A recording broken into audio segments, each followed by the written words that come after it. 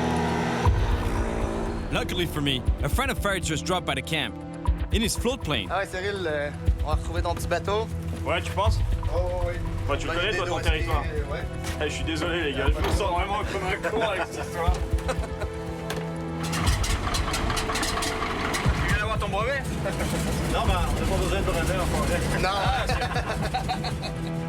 I feel so bad about this whole thing, you know, losing my boat and having to use the plane to find it. But at least they had planned to use the plane to go scout something in the territory. I don't know what exactly. Getting a ride in this float plane will give me a great view of all the lakes around here. And maybe I'll find a good fishing spot. But more importantly, I hope we find my dinghy. Because I've been all around the world with it, and I really don't want to lose that little boat.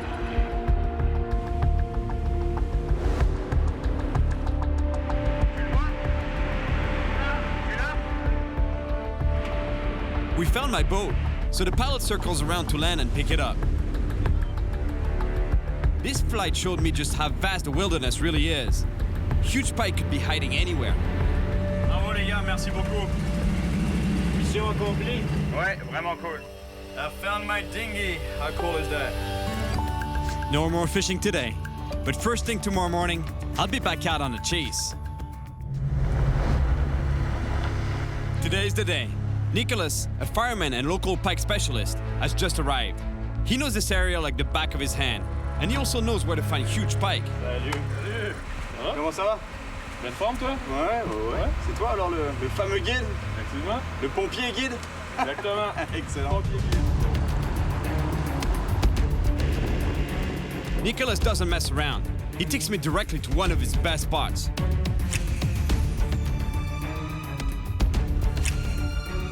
But after fishing for hours, nothing. Not even a small bite. Man, let me tell you, this is the worst possible conditions to be fishing for pike. It's sunny, not a lot of wind, and it's hot. And you need the exact opposite. Overcast, lots of wind, as much wind as possible, even when it's a storm, basically, is what we want. That's not what we have today, though. T'es pas déjà découragé, Cyril? Non, mais je pense qu'on perd notre temps à cette heure-là. Je pense qu'ils dorment. On va t'en trouver un, gros brochet, inquiète-toi pas. Well, you know what? It's the worst time of day. Not catching anything. Not a single pike. So I'm gonna go see if I can find them.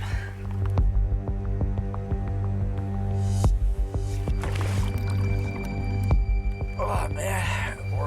We're in Canada. No doubt about it. The water is very cold, but the visibility is actually pretty good.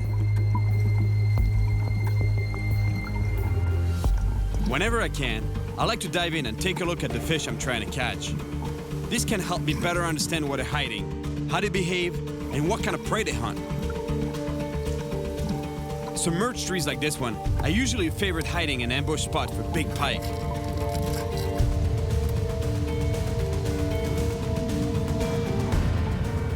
There, I just found a big one, and it looks like it's on the hunt.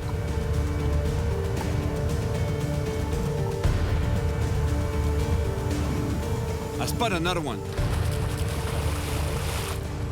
It's way smaller, but it's super fast. Well, yeah, for sure there's pike. You know, I saw one right on that tree, actually. It was swimming around the branches. Now, you know what? If we're not catching, it's because we suck, because they're here.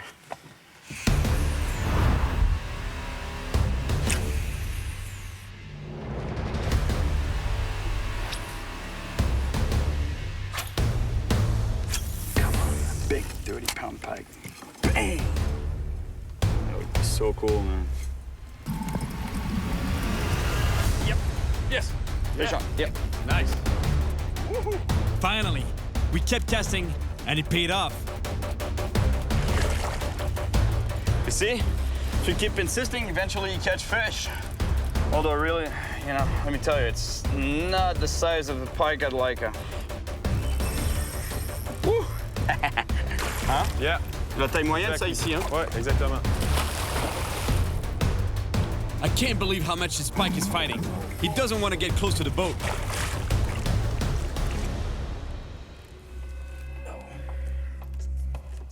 That's a pretty good sized fish, you know? It's Look, it's chunky. Look at the back on this fish. It's not a long fish, but it's thick.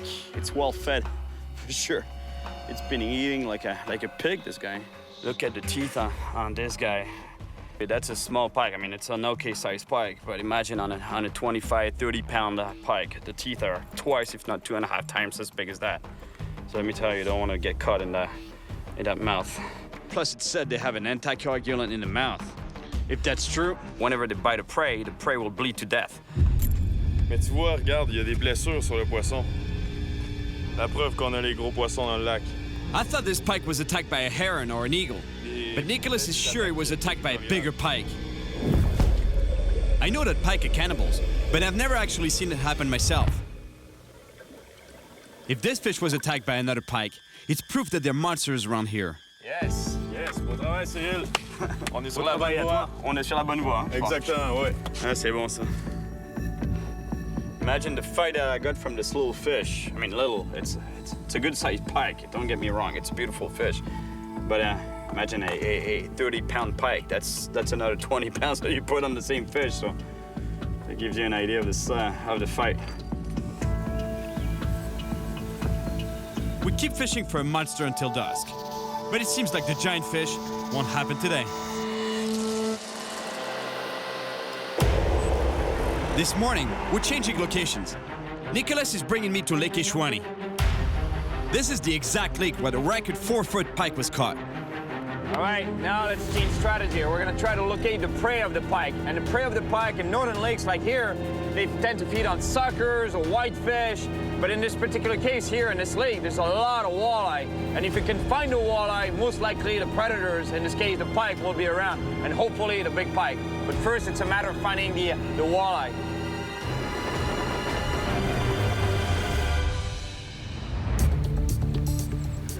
Fish on. Yep. Yeah. Good job, man. Walleye. And imagine the pike, they feed on that. That gives you an idea how big the pike can be. You know, there's one thing that's really cool about the walleye is this. You know, you see the white glow in the eye? It's called eye shine. It's actually the result of a light gathering layer in the eye that allows them to hunt in the dark. That's why one of the best times to fish for walleye is at night, actually, or early in the morning or late in the evening when the light conditions are really, really low. Now that we've found walleye, we're ready to catch a monster pike. And I have the feeling there's one nearby. Fish on. Yeah, man. Yeah. Oh. Un bulldog. Oh non, c'est un pike. Un gros brochet, non? Un gros brochet. Ouais. Yes. Oh. Come on. See what we told you? Oh! Looking for walleye, we can find big pike. And that's exactly what's happening. This guy is feeding on walleye. This pike is big, and yet it's barely half the size of the fish I'm looking for. He doesn't fit in the net. No. Yes. Oh. Yes. Yes. Yeah. Excellent. Yeah. 13 livres. It's still not the monster we're after, but it's we're definitely on the right path to it. 13 pounds of pike right there. I'm sure that fish was here feeding on the walleye. Yes. Yeah. Bravo. Merci. Hey, beau travail d'équipe. C'est à mon tour maintenant. Excellent, vas-y. Come on. There's got to be a bigger pike around here. Bigger northern pike. Monster. 28 pounds. Imagine, that's more than twice the size of the fish that we just got. He's here somewhere, swimming in peace. But the day's almost over, and we need to get to a camp deep in the forest if we want to go fish an even more remote lake tomorrow. Check this out. Looks like the Amazon, only in Canada. This is really cool. I love it here. On est là.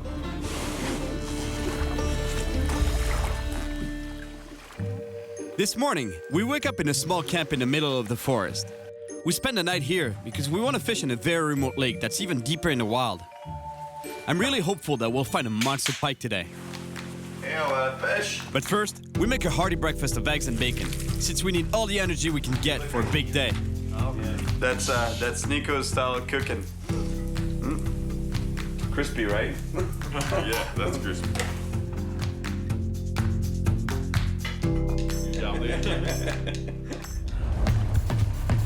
Here we go, on our way to the remote lake where we hope to find really wild fish. Some which might never have seen any humans before. In fact, they're probably gonna be really aggressive, and I'm sure they'll attack any lure we throw their way. Watch out, Rock! But first, we need to get there, and this shallow river is filled with rocks and logs.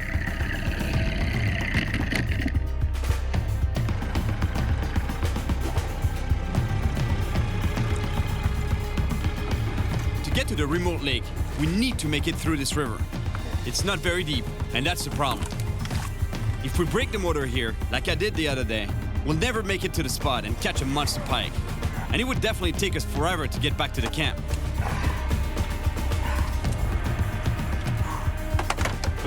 T'as vu son ton pied? It's a leech, and it's trying to feed on my blood. But I won't give it a chance. The motor trouble, the rocks, the leeches, and the really hot sun. It's definitely tough to get to that remote lake. Whoa, whoa, whoa, whoa, whoa. To the right, to the right.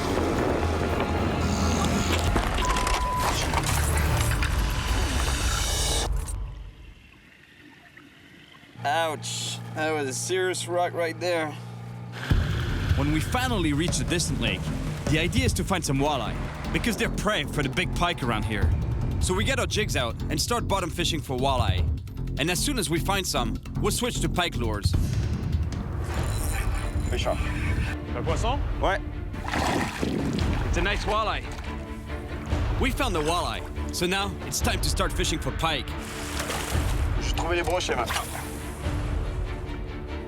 Yeehaw. Man, we're looking for pike and we keep catching walleye. Can you believe it? On spoons, spinners, jigs, you name it. Walleye all over the place. The waters are infested with hungry walleye, but no pike yet. Fish on. At least we're getting a little bit of action, and it definitely feels good to be catching something. We can't get away from him. Look, to the size of the spoon I'm using. Look at what he attacked. We've fished all day, and we did everything we could. But no matter what kind of lures we've tried, we're only catching walleye. Since we're so far from the camp, we have to leave without the monster pike. But I haven't lost my motivation to catch a huge one. And to do that, I'm gonna head to a different region. So now I'm on my way even further north. I'm gonna fish another outfitters there. It's called Crevalle, which is horseshoe in French. There's a lot of pike there, and that's what I've been told. So hopefully there'll be a monster pike for me. So far, I've caught a few small pike, and only Nick caught a bigger one. Oh non, c'est un pike! C'est un gros brochet, non? Un gros brochet! And that one was only half the size of the fish I'm looking for. 13 livres. But I've heard that the next lake that I'm going to is famous for its big pike. It's even deeper in the forest than Lake Ishwani.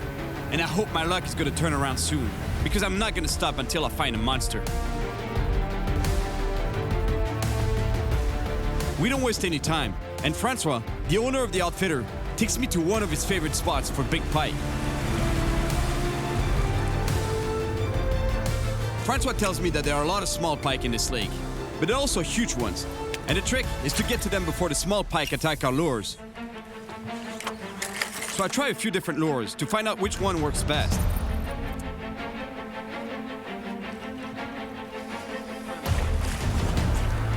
I finally found a lure that works. But it's not the monster pike I'm looking for. There's so many small pike around that every time we cast, we get a hit. You're cute, but... Francois and I even get a fish on at the same time. And even though they're not big, they fight hard. Imagine if I find a big one. Should be going the other way, you know? Should be getting bigger, but it's actually the opposite. We've been fishing for hours, and things aren't looking good. Until Francois has a crazy idea. Cyril, j'ai un ami qui a un hélico. OK. Il me semble que ça serait une bonne idée de t'embarquer avec puis aller voir le territoire. Ah, mais il peut pas se poser ici? Ah, il est débrouillard. On va se trouver un petit coin. Ça prend pas grand pour un hélico. On va trouver une façon. Si tu veux embarquer, on va trouver une façon. Ah ouais? Oh oui. Bon, bah cool. Ah ouais, non, j'adore ça, moi. OK. Excellent, merci.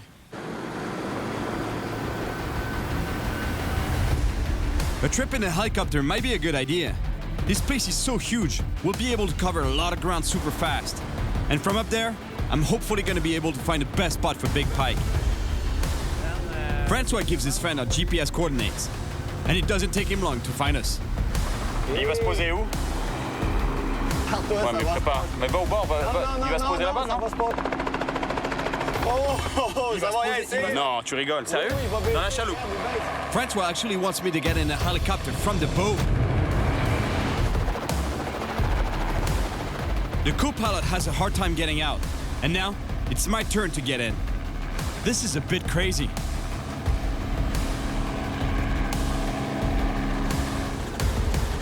I can't believe I just climbed into a helicopter like in some action movie. It went well because the pilot is a professional, but don't try this at home. It's really dangerous.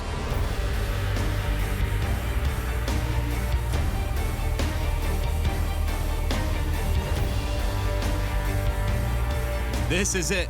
This lake looks perfect for monster fish. It's super remote, there are huge grass beds along the shores, and it looks like there's a drop-off where it gets really deep. The perfect environment for a huge pike. But first, I have to get safely back on the boat.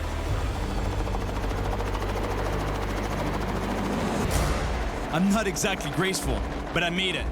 Now, the helicopter needs to come back for the co-pilot. The pilot is so good. I'm amazed how smoothly the transfer goes.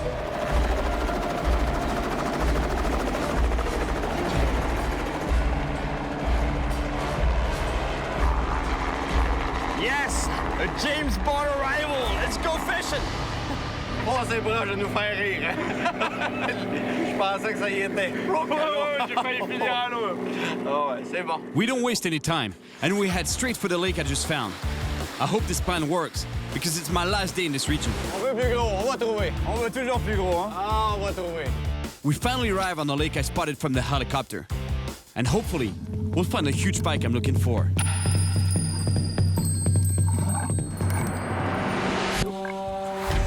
Fish on.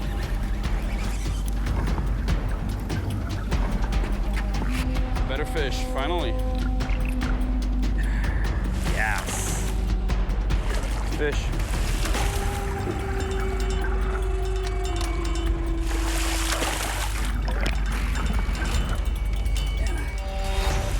It's a good-sized fish, but it's far from the giant I came here for. This fish picked that up right off the bottom. I was barely moving it on the bottom, and the fish came 4 times. I felt boom, boom, then boom, boom. Come on here, buddy.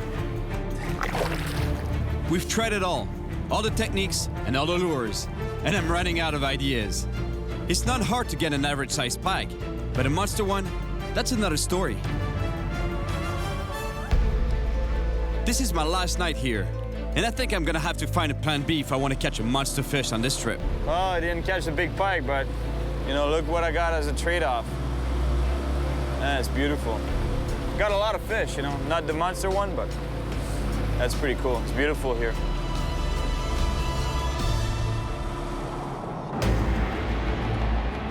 I left early this morning because on my way back, I'm going to pass by a lot of lakes and rivers. And there's a few spots that I saw on my way here that I'm dying to try. I don't want to give up, and there's still hope that I'll come face to face with a monster. I fished every single fishing hole I found. I mean, maybe not quite, because I'd be there forever, but at least 10 spots, you know, like rivers, creeks, lakes, anything that I find on the side of the road, I'd make a few casts.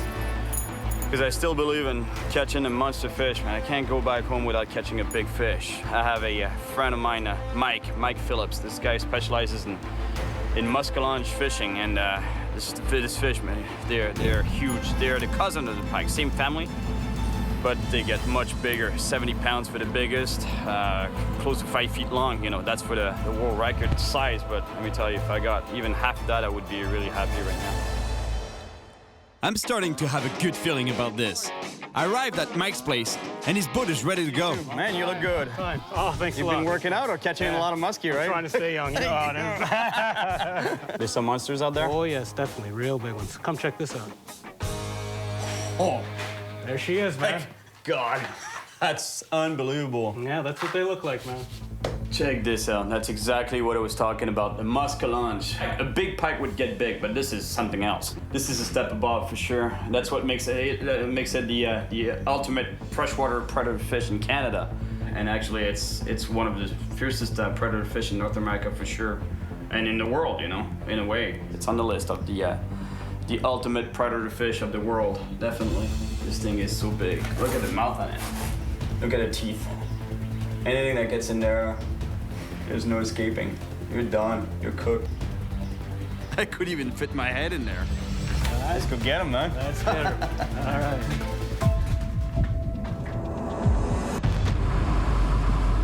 I'm heading out on the St. Lawrence River near Montreal, Canada, with my friend Mike, chasing a massive freshwater predator. Holy, look at this thing. Oh. Yeah, that thing that right now I'm throwing the heaviest lure, or if it's not the heaviest lure on Earth, it's certainly not far from it. This thing is incredible. That's a pound, right? It's a pound, right? It's a pound, yeah. The muskie is the bigger cousin of the pike, and it's often called a freshwater shark. It's a real predator and is incredibly voracious. I'm hopeful that we're gonna find a big one, because Mike knows this area very well, and he's so good at finding muskie, his nickname is Muskie Mike. Oh, got one. Oh, yep. All right, man. Oh, I lost him. Ah, darn. Man, there's muskie here, and they're active They're right here. now. Yeah, we got a good chance. We just arrived at Mike's spot, and already he had a bite. I have a feeling things are starting to get really serious.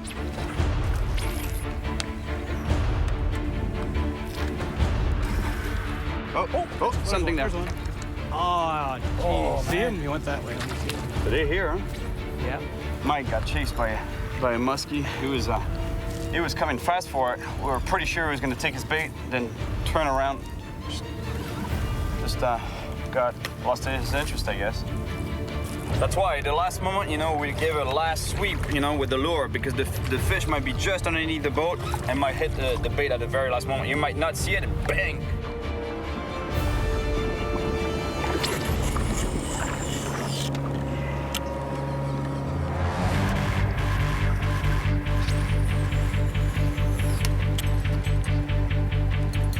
All right, Mike, let's catch a muskie, man. Oh, yeah, here we go. Here we go. Fish on. Oh, no. Got away. Oh, my God. Had it on. Right here. Look at the fin. Was it new? Yeah. Look at the fin. Almost. Yeah. Almost bit it off. Let's get them while they're hot. And there's a few fish here. We got a few follows, you know, big fish following all the way to the boat, you know, following the bait. And 2 fish on the line, actually. But we lost them. But at least it's a good sign, you know, there's fish, and some of the fish are active, so hope the next one sticks.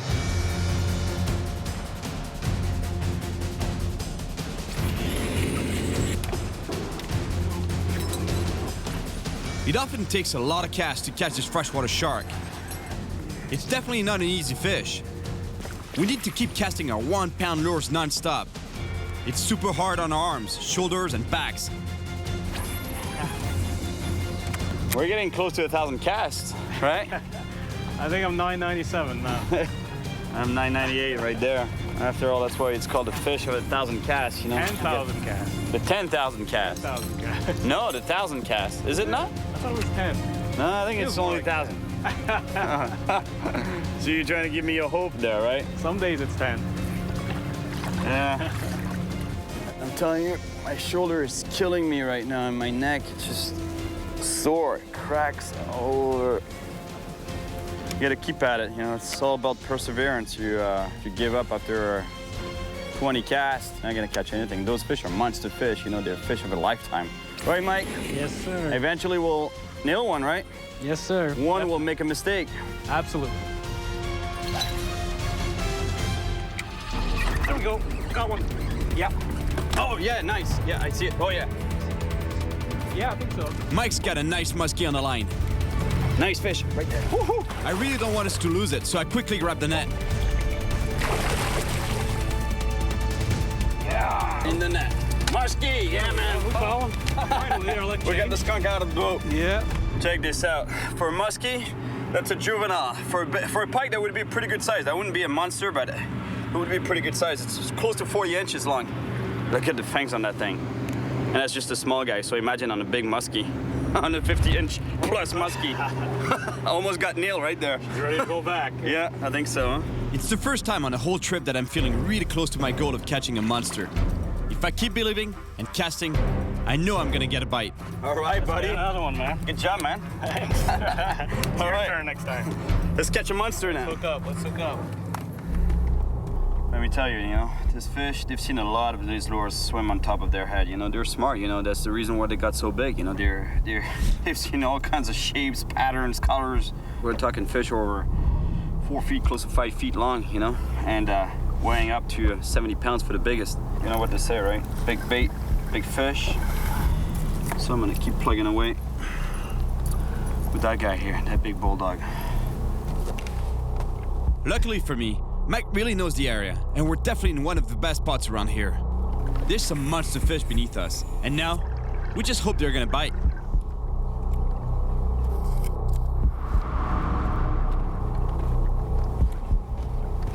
Yes, fish. Okay, here we go. Fish on. Here we go, Cyril. This is it. A muskie just attacked my lure. All right.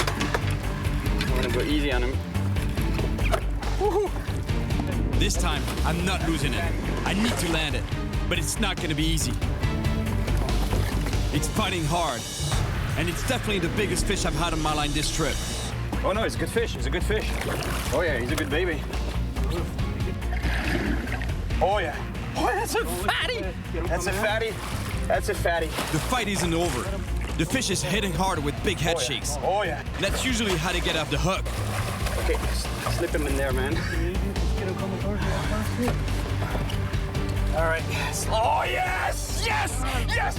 Yeah, man. Oh yes. I love you, buddy. Woo. Yeah. Oh yeah. That's what I'm talking about, right there. Woo. Oh, we can do better, man. 47. It's not a fatty. It's a fat fish. Yeah, it's not that long, but it's close to fat. 30, solid 30 pounds for sure. You think 30 yes, pounds? Sir, You'd say? that's 30 pounds. Easy.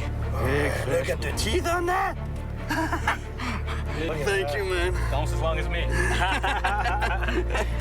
And I'm not kissing her. Give it a kiss, man. Right. Come on. All right, all right. There you go. Beauty. Its head is bigger. It's bigger than mine. Unbelievable. She's prettier too. Thanks, buddy. I want to catch a bigger one now. I couldn't get a big northern pike. They're there, They're there in the woods somewhere in the lakes of northern Outaouais, but let me tell you, I'm pretty happy I have that in my hands right now. Thanks, thanks a lot, Mike. Honor, man. Thanks, buddy. Beauty, man. We worked hard for her. Oh yeah. Good job, buddy. Hey, Thank you all. congratulations, Thank you man. very much, buddy. God. Thank you. I finally caught a muskie, but I know there are more, so I'm not calling it quits just yet. Muskie. There's gotta be even bigger fish nearby, and I have a really good feeling that I can do better. Mike spotted a grass bed right next to some deep water. It's the perfect spot for monster muskie prowling on a hunt for prey.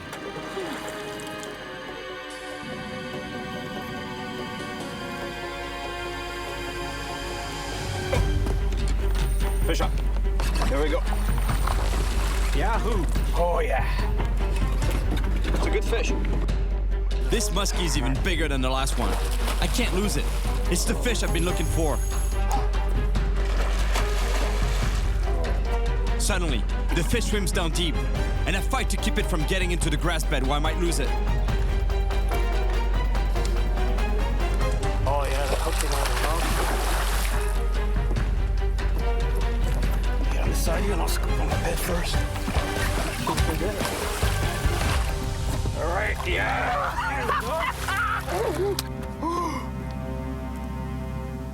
Oh, careful. Oh man. Oh. Wow, he's a beauty. It's a beautiful fish. I'll grab the tail. I'm gonna lay him down right there. We'll see how big he is. It's pretty long.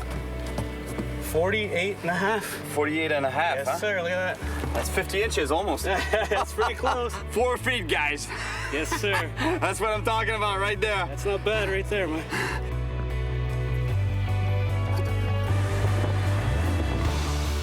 I began this adventure in western Quebec, Canada, because I heard there are monster pike swimming in the remote lakes and rivers of that region.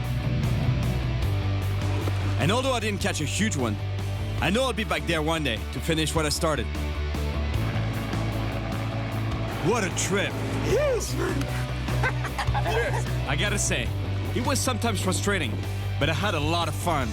And it was really great to get to fish with some passionate fishermen. Got one. Oh, yes! Yes! Yes! That's what fishing is all about. I don't believe in giving up. And after a lot of searching, and almost breaking my arm casting 1,000 times, I was finally able to catch a monster. There you go. I'm gonna be fishing very soon, looks like. Just if I can get out of this thing.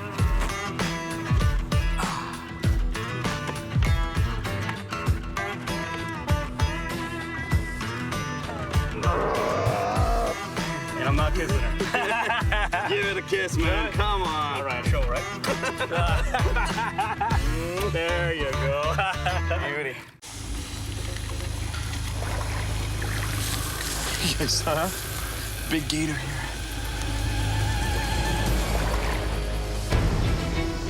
My name is Cyril Chauquet, and I spend my life traveling the world, chasing monster fish. Oh my gosh. And that's exactly why I'm here in Texas, in search of a huge prehistoric fish. Completely armor-plated, this fish is so tough, it can resist almost any predator. This is the famous Wild West, a place filled with snakes and alligators. Once they start eating large mammals like that, it would be anything from being a man also. And to catch this living dinosaur, it's gonna be a serious adventure. With scales so sharp, they were used by Native Americans to make arrowheads. And super sharp fangs. The alligator gar is definitely at the top of the food chain in the rivers of North America. Watch your feet when I bring him on board. I'll stay between you and the fish, but they will bite you, and I have the scars to prove it. This fish has survived over 100 million years. When I was telling you that those fish are dinosaurs. But in the past century, it was almost wiped out by another top predator. Feared and misunderstood, the alligator gar was hunted down and massacred without pity. I've heard stories of alligator gar becoming so big that they've been confused with real alligators. I don't want to spend too much time in this river. Big alligators. I want to see these monsters up close. I can't lose this fish. And my ultimate goal is to catch the biggest one possible, alone and from the shore. Look at this monster. I'm here in Texas on a mission to catch a huge prehistoric fish, a beast that can grow bigger than me and actually longer than me. Imagine catching a fish like that in a river from the shore alone. That'll be the fight of my life. I've been to the south before, chasing monster catfish. With my hands. It's called noodling, and let me tell you, it was pretty intense.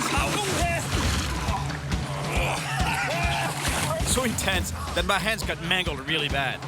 My hand is totally destroyed. But that's nothing compared to what an alligator gar could do. So if I catch one, I don't want my hands anywhere near their mouths. These fish can be pretty dangerous, but they're also endangered themselves, and I want to help protect them. So my first stop is the Texas Fisheries Science Center to meet with an alligator gar specialist, Dan Doherty. You must be Dan. Nice to meet you. Nice to meet you too. Welcome to the facility. In order to help with the preservation of the species, I've been asked to tag some monster alligator gar. But first, I need to learn how to do it without losing my fingers. Dan's assistant joins us to try and catch one of these giants. What's your name? Elana. What we're doing is setting the net so that we can catch an alligator gar, because he wants to show me how the tagging is done, so I can tag myself later on. Now it's a waiting game, right? There are 5 types of gar in America, and the alligator gar is the biggest, with record sizes of 300 pounds and 10 feet long. So why do you think that they have such a bad rep, you know? What makes them such a terrifying fish, you know, like in the mind of most people? I think it's the teeth. The teeth, huh? And the size. And size, because yeah. they get humongous. In the early 1900s, they were considered a nuisance fish or a trash fish. They weren't any good for market meat, and there were actually many programs in a lot of places to eradicate gar from systems. Yeah, it's crazy because this fish, they've been around for what, 100 million years or so, right? And yet, in the last 100 years, we've almost decimated the species. Yeah, it's crazy how fast things can happen. It's pretty sad, I'd say. Oh, we got something. Oh, we got. Yeah. Looks like it. I think there's some movement in the line there. There, you might get a splash. Well, I think we're just about to see an alligator gar. It's a gar, but just a baby. And it's a typical size they can catch in our nets. But Dan wants me to catch monsters, hopefully 10 times bigger than this one. All right, first alligator gar I ever see. Alligator gar can live outside the water using their air bladder to breathe, sort of like a primitive lung. Whoa, look at the teeth on that thing. Obviously, the bigger the fish, the bigger the bite. You gotta be careful handling these. Everything on them is sharp, poke you, stick you, or cut you. Wow, that's an amazing looking creature. Yep, very prehistoric. It's almost 2 feet around and almost 4 feet in length. 4 feet in length, huh? And yeah, that's still a baby. Still a baby. Pretty good sized fish would be a 100-pounder. Oh yeah. That's what you want me to tag, right? Big fish, bigger the better. The bigger the better, huh? So how do you tag this guy? We tag it right here at the base of the dorsal fin, just above the scales. Just insert the needle.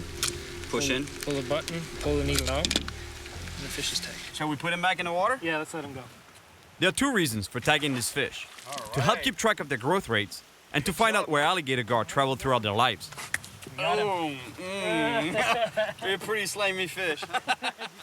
Just put a lot of pressure on me. He wants me to catch a monster gar, not the little guys, you know? This is it. I'm heading to the famous Trinity River. 700 miles of muddy water that still hides some huge gar. Some of these fish could be more than 7 feet long. But these wild animals are tough to find, and even tougher to catch. All right, let's go catch a monster alligator gar, alone. The path is long and really rough along the river.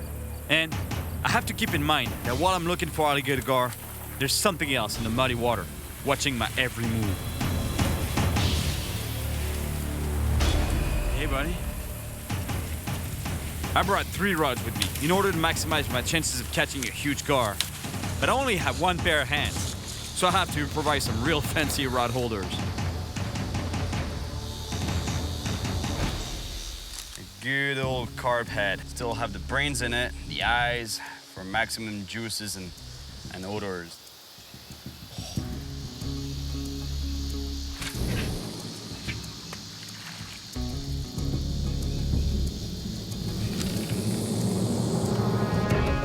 Takes a lot of patience to catch a monster fish, let me tell you. You know, the only thing I can do here is basically steer at the line, steer at the rods, hoping that that line will start peeling off that reel.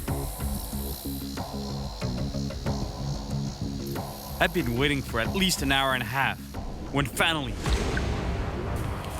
the line starts peeling off my reel.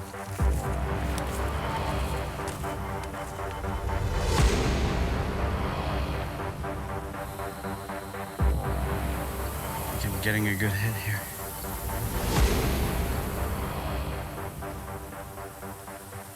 Big gar are known for being wise and cautious, and they take the bait very slowly. So I need to choose just the right time to set the hook. Otherwise, I might lose this fish.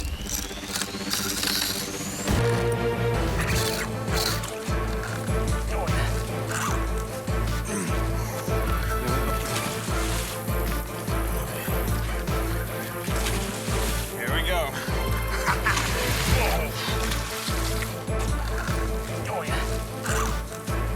The thrashing gar is attracting the alligators. I need to bring this fish in quick.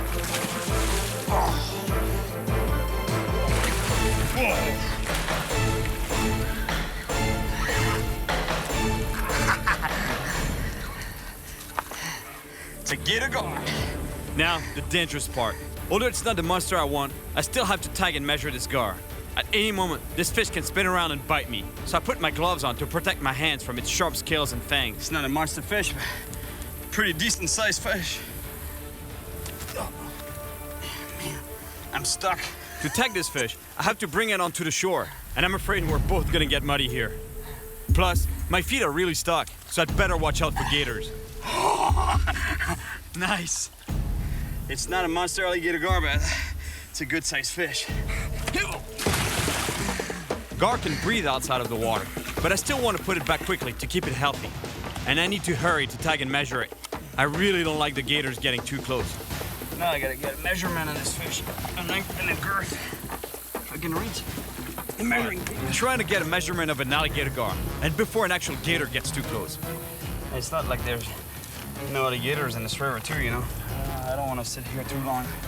56 inches. My God, look at the hook. That is just a small fish. Totally bent it. All right, alligator gar, you're going back. Beautiful fish, beautiful monster. All right, buddy, you're going back.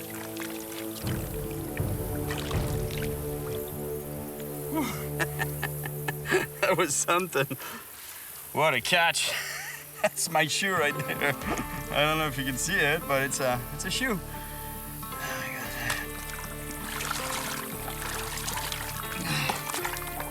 What a mud bat here. I caught a nice alligator gar, but after being hunted for so many years, the monster ones have become really rare. So I've decided to go to Crockett City, named after the famous trapper Davy Crockett. I'm here to meet a professional gar fisherman who has the perfect boat to access the most remote stretches of the river.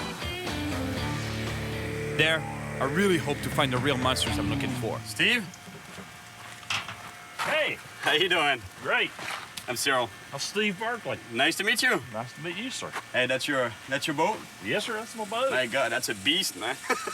I hear you fish stretches of the river that basically no one else fishes, right? Some very remote stretches of river. Has some really big gar on it. Not many people get to fish it, so we've been catching some big ones. You want to come in and see some pics? Steve's father, David, is also an alligator gar fisherman. They show me the huge gar I might encounter in the most remote stretches of the Trinity River. In the 230, 240 range. 230 pounds. I believe this is either 8.1 or 8.2. And that is a monster. That's the biggest gar I've ever seen in my life. And I think it's on exhibit in the Dallas Zoo now. That's what I want to catch. I know. David hunted alligator gar back when the fish was relentlessly slaughtered. Before I head out fishing with his son Steve, I want to ask him a few questions about this brutal period of gar history.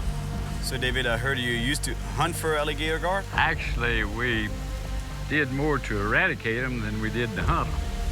We shot them with shotguns, and we caught them on hooks, and they caught them in nets and what have you, to the intent of diminishing the numbers to where the game fish were not so in peril, so to speak.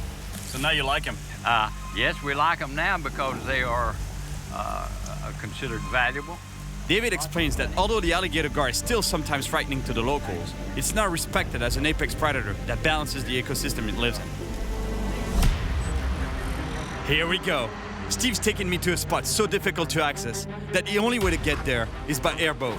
And out there, away from everyone, we're hoping to find some huge alligator gar. That's a steep ramp there. And that's one of the reasons I have a really exclusive access to this piece of river up here, is because I'm pretty much the only one that can get launched here. No, I don't think anyone would want to launch here besides you. Yeah. Yeah, you're my style. I like that. All right. True cowboy style. That's great. I can't believe we're gonna launch a boat here. It's so steep, but at least it looks like Steve has a plan. This will get you to get in the truck. Yep. And hold tension against it. When you hear me powering up, the easier put off the brake, and I'll just gradually put the truck in reverse and I'll pull it backward. Well, let's see if this will work. All right. All right. Now you're gonna understand what I'm talking about when I tell you that it's a powerful machine. Here we go.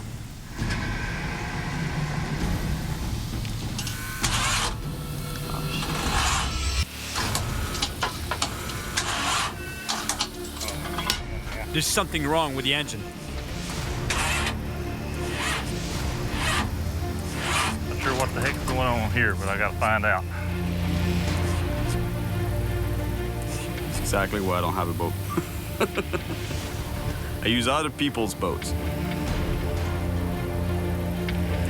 I'd love to be able to do something about it, but honestly, I don't know much about mechanics at all. Well, I guess that's about as close as I'll get to the alligator gar today. But we're not ready to give up yet. We're so close to the monster fish. Lord, we thank you for allowing us to enjoy your bounty and let our repairs work. Go with us and keep us safe on the river. Give us a big fish. In Jesus' name, amen. Amen. All right. Go to crank now. Oh, so. Here we go.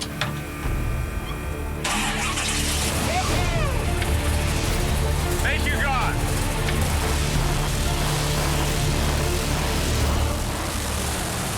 This time, here we go. Now, let's just hope we don't crash on the way down.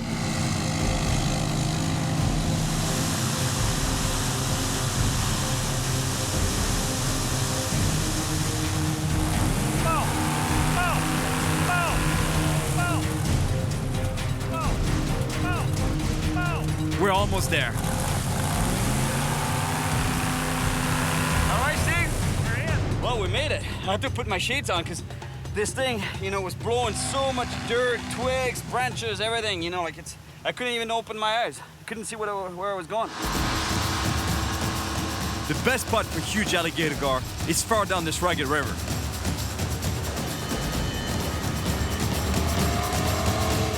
The power of this machine is unbelievable, and it's perfect for jumping from one section of the river to the next.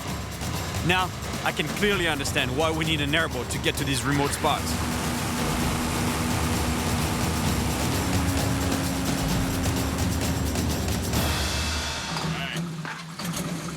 I told you it'd be quite something.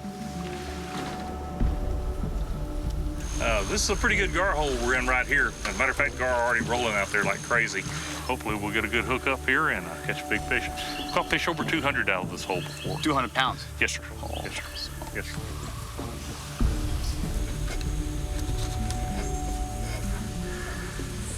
Turn a B-minute twist. That allows you to double the end of your braided line before you actually attach it to the metal leader. I tell you, it's not gonna go anywhere. You know what? Even if I was lost in the middle of the desert, I have nothing else to eat but this. I don't think I would touch it. It stinks so bad, like you have no idea. It's awful. But the stinkier the bait, the better the chances of getting the attention of an alligator gar. While we wait for a big gar to show up, Steve tells me how he got bitten by a gar right after he brought it on the boat. I had her on the deck of the boat, and I was standing there. I had just boated the fish for the client, and she just slung her head around and grabbed my leg, and only her top teeth penetrated my leg. So if she had actually been able to grip onto my leg with both jaws, then would have lost a large chunk of flesh there without a doubt. When we get a big gar on the boat, we want to really handle that head with care. God didn't give them those teeth to eat moss. Yeah, I know for sure. They're not vegetarian, right? No, they're not. No, they're not. There's some movement on the line. Look, guys, I've got a gar on the line. Look, the line is peeling off my spool. He's taking off. He's taking off with the bait. We don't want the gar to feel any pressure on the line, so Steve slowly drives the boat to the middle of the river. He's under the boat. There might be around some structure right there. Now, I'm worried that the line might get cut by the prop of the hull, but the fish has already let go of the bait. Yeah. Oh, yeah, he chewed on it. Oh. Look at the puncture marks. Big puncture marks there. Look at that. That was a big fish too, right? Looks like it was. We'll look up another one. Or maybe that one will be back, pick up, Oh, yeah? He's hungry. He might have got a taste of it. He may be ready. Some stinky carp fillet. I really need to tag a big alligator gar, but they're pretty smart fish. This is not going to be easy. Oh my God, look at the puncture marks on that one. Oh my God. We're going to catch him.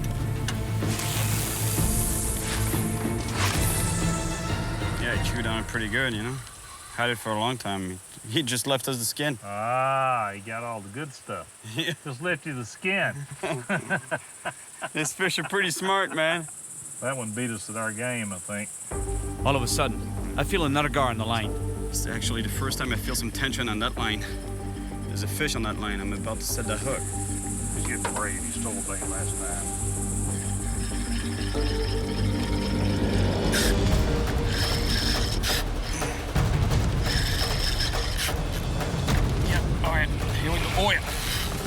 on, Steve.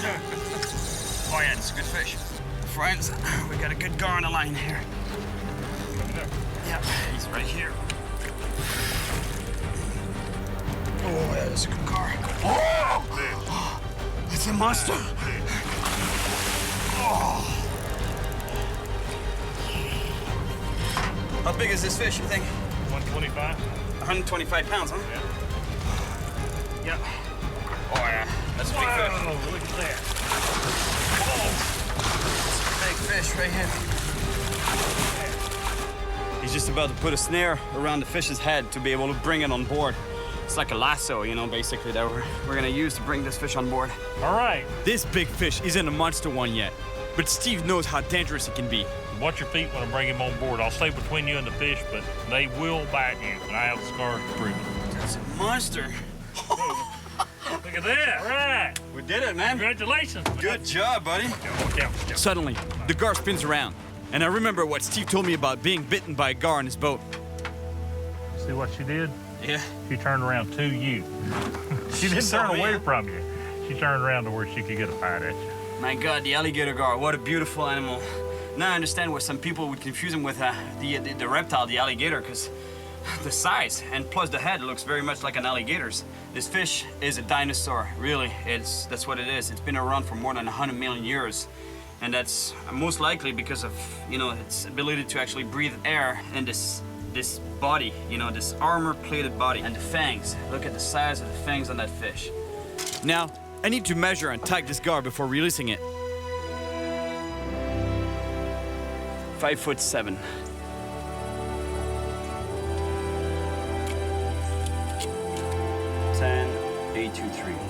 Let's put this fish back in the water now. Yep. Pretty healthy. Good job. Man, good job to you. Good job to you. That was a beautiful gar, but I know there are even bigger ones around here. But for now, it's getting late, and since there was a problem with the engine earlier, and also because we're really far down the Trinity River, we decided to call it a night and come back tomorrow for the monster fish. And now that we've made it back, we still have to get the 5,000-pound airboat up the steep slope. Let me tell you, now now we're gonna bring that boat up. You see how steep it is? He's gonna go full blast on the props there. I'm gonna help him with the truck. The cable is hooked up to the boat. Steve's asked me to give it full power, but the airboat doesn't move an inch. It's stuck in the mud.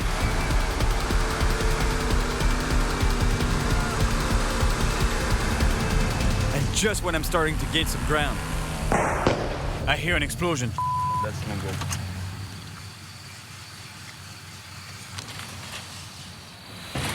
When we finally get the boat up the hill, we realize that the engine's blown.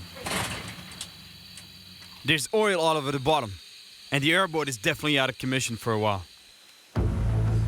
Steve is a great guy, and he wants to take me out again to find monster gar, but he won't be today. There's where the rod hit the oil pan from the inside. You can see where it knocked the hole in the oil pan. Actually, a piece of the rod came out, laying in the bottom of the boat, right there. While I wait for Steve's boat to be repaired, he's put me in touch with another fisherman who knows where I can find some huge gar. On my way, I decide to stop at an alligator preservation park to meet with the owner, Charlie. How you doing? I'm good. How are you? Good to meet you. Good to meet you. I want to see if it's actually possible to mistake a gar for an alligator, like David told me. Have you ever heard of anyone mistaking an alligator gar for a gator, for the actual reptile? Yes, I have heard of a few instances where people thought they saw an alligator and it turned out to be an alligator gar. Are we close the gate or shall we leave it open just in case we need to run? I think I'm gonna leave it open if you don't mind. That's all right. I'm actually pretty excited. Charlie doesn't let many people inside the fence to feed the gators. Look at this guy. Man, Charlie's pretty hardcore, and feeding gators.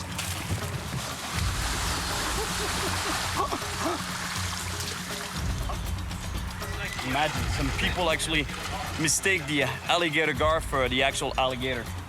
It's hard to believe because look at the size of this animal. I guess with a smaller alligator, if it's dark and you barely see where, you know.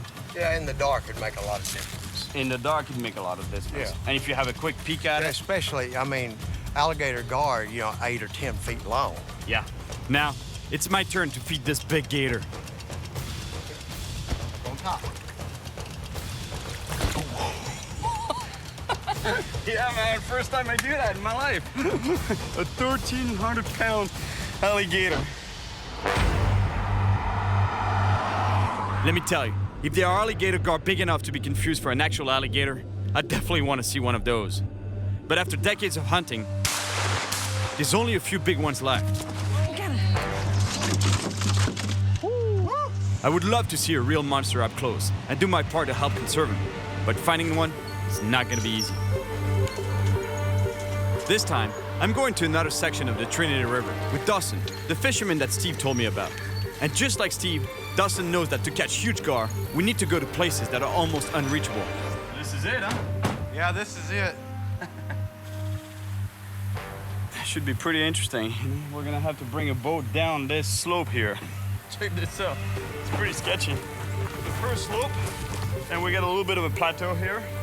And then, there we go. Down there.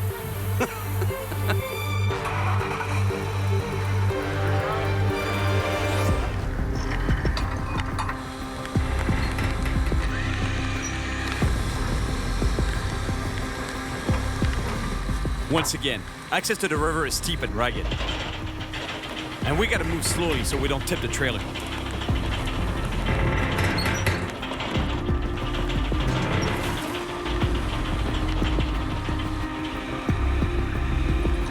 Luckily for us, everything worked as planned.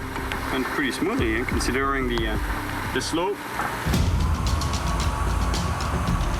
All right, here we go on a hunt for monster gar. This section of the Trinity River is fast and shallow. A lot of stumps and logs on this river. And there's branches everywhere. It's gonna be really hard to land a big alligator gar without breaking my line. But almost no one fishes out here, so it's the perfect place to find the monster I'm after. That too much weight? Too much weight on the boat. We're gonna have to go back up. Didn't have any enough power on this one, so we're gonna have to go faster through the rapids. The rapids are really strong, and we can barely advance against them.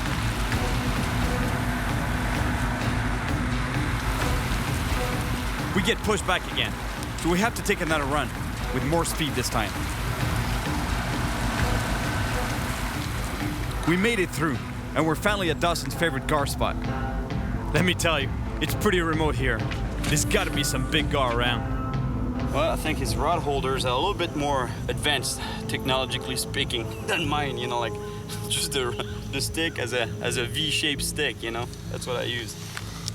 That's what we use for carp fishing, actually. Yeah, that's a carp fishing rig.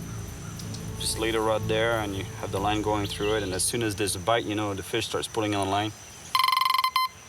You get that noise, and that's the kind of noise we want to hear today.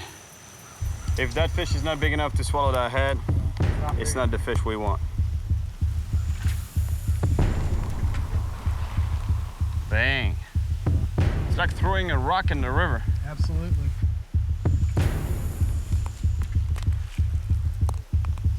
All right, I'm ready. Now, we just have to wait. But not for long. Fish on there. Get the fish on. Very big fish. This fish is big, but it's not an alligator gar.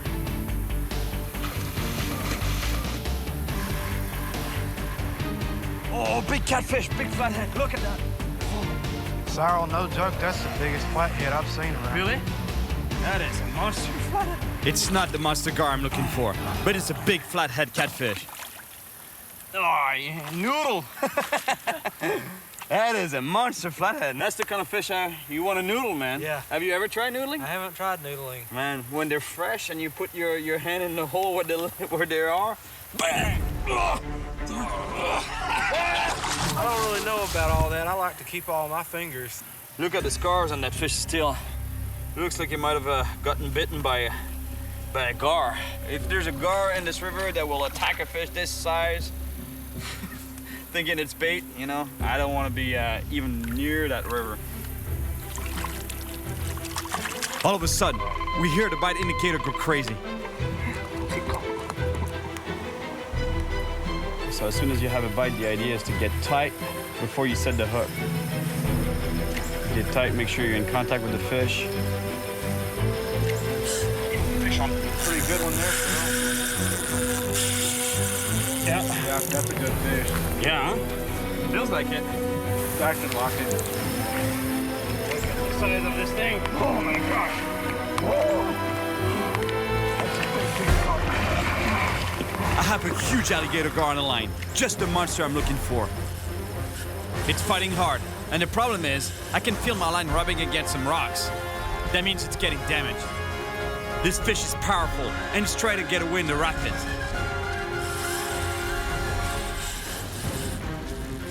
My line is pretty damaged. I don't want to put too much pressure on this fish because I'm afraid of breaking off. I gotta find a good place to land it. The line has rubbed against a rocky ledge on the bottom and has weakened. And now, the gar is using the rapids to get away. If I don't stay with it, I'm gonna lose this monster. Yeah, I might lose it there. I don't want to lose it, man. My line is damaged, and now I can't put too much pressure on it without breaking it off. This fish is smart, and it's trying to escape down the rapids, which is putting even more pressure on the line. We're gonna get this fish, Dawson. I don't have any choice. I need to follow it down the fast water. I think it's good now. I think we should be able to land him here. I know, man. I've never seen anything like running down those rapids after that. I can't really do too much, man, because this line, I don't trust this line. No, that's not it. No! No! Damn it! Damn. That was a big fish. After all that, we knew it. That really sucked. You know, the important thing is to keep a positive attitude about it. And, you know, still, it was a pretty cool fight. In a few years, I'll come back here and I'll say, Dawson, we gotta go back for that monster that's out there. I just lost a monster gar. I'm running out of time. I really need to find and tag at least one big gar to help the biologists with their conservation work.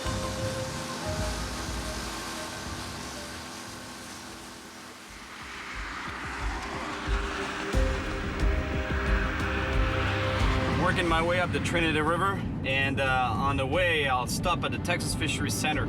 They have biologists there that are waiting for me, and they want the information, the data that I've collected on the fish that I've caught so far. And they were also telling me that they have monster alligator gar in a tank there. Let me tell her, I really want to see that. I really want to see this fish. I lost a big alligator gar. So while I drop off the data with Wayne, the resident gar specialist, I want to take this chance to get my first really close look at a massive fish. Look, that's what I want to catch. This guy. This prehistoric creature.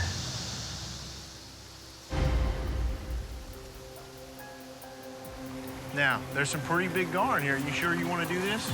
Yeah, they won't attack me, right? No. We haven't had any yet.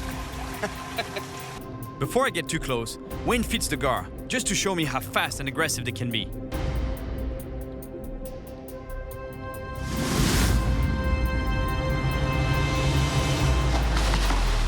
This gigantic gar just bit a catfish, and now I'm gonna get in the water with him. Oh man, I always love to swim with fish, any kind of fish, but here I'm about to swim with some monster gars, alligator gars, fish that are over 200 pounds in here in this pond. Let's go check it out.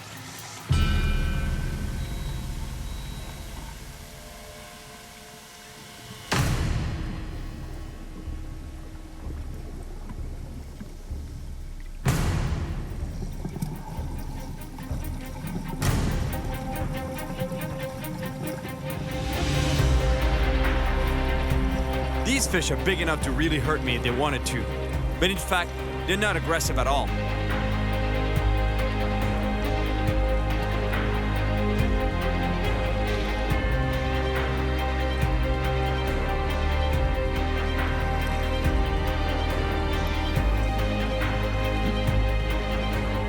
It is sad that these giants were so misunderstood and massacred.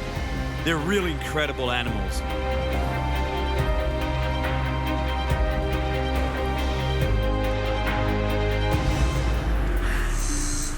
What a great feeling swimming with such large predator fish. Unbelievable. And yet, not a sign of aggressiveness from those animals. They just swim around slowly, do what they have to do. I'm actually capable of getting really close to them and pet them. They have a tendency to stay away from me and swim away from me. So in a way, they're more scared of me than I'm scared of them.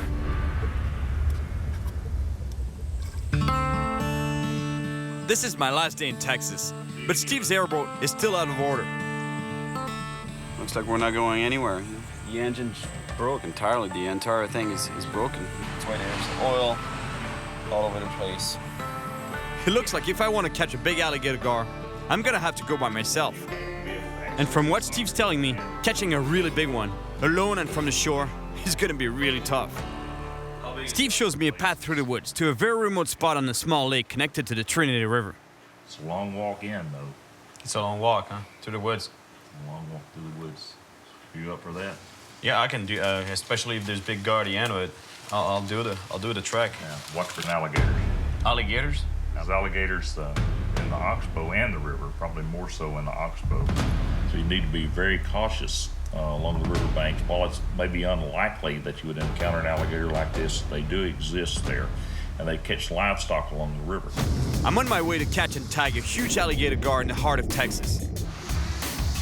Steve's freaked me out with stories of alligators eating livestock. Once they start eating large mammals like that, it wouldn't be anything for them to eat a man also. But I can't back out now. And to make things even tougher, the recent rain has overflowed the Trinity River, which means it's gonna be really hard to reach Steve's fishing spot.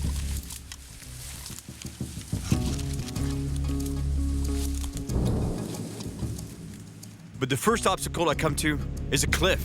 Check this out, I can see it. The river is right there. But let me tell you, getting access to this river is almost impossible. Look how thick the woods are. After thinking about it for a second, I decide to leave 2 rods behind to make this easier. Now that means one thing though. I only have 1 rod, so just 1 chance of catching fish.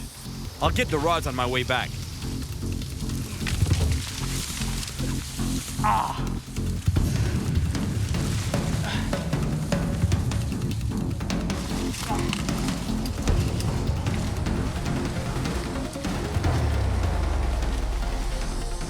Now, I have to cross this big, overflowing river. I'm not looking forward to it, especially since I know there are alligators around here. And it's not just alligators I need to worry about. It's the current, too.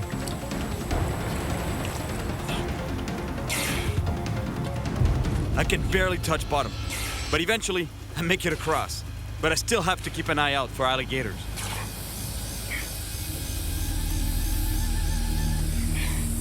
I don't want to spend too much time in this river. Big alligators. I'm out of here.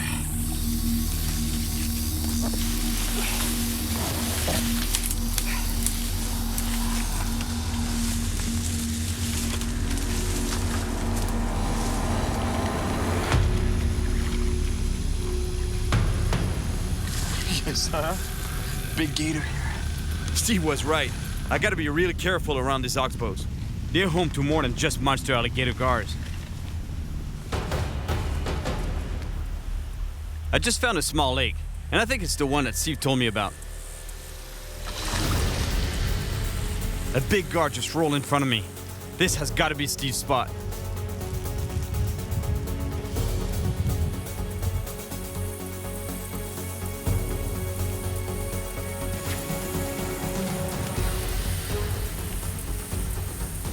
Looks like there's some monster fish in here.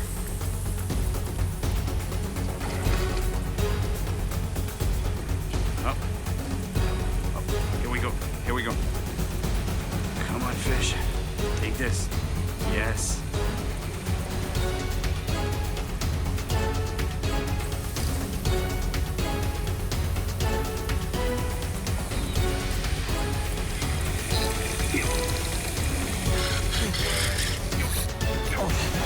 Oh yeah. Oh man, it broke me off.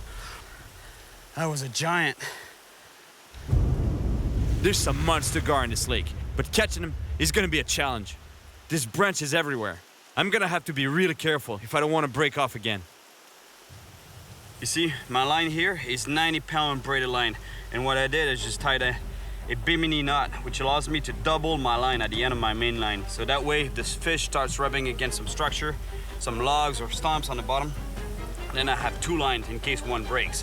And here, I'll tie on my metal leader and the hook at the end of the metal leader.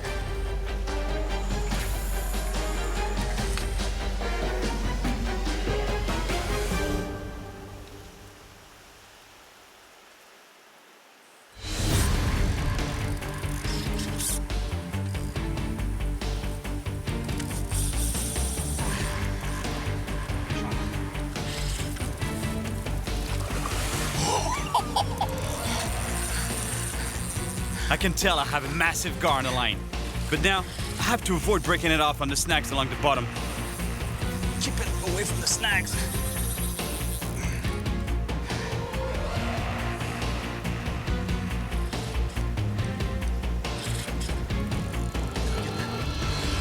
Oh my gosh, oh, it's huge.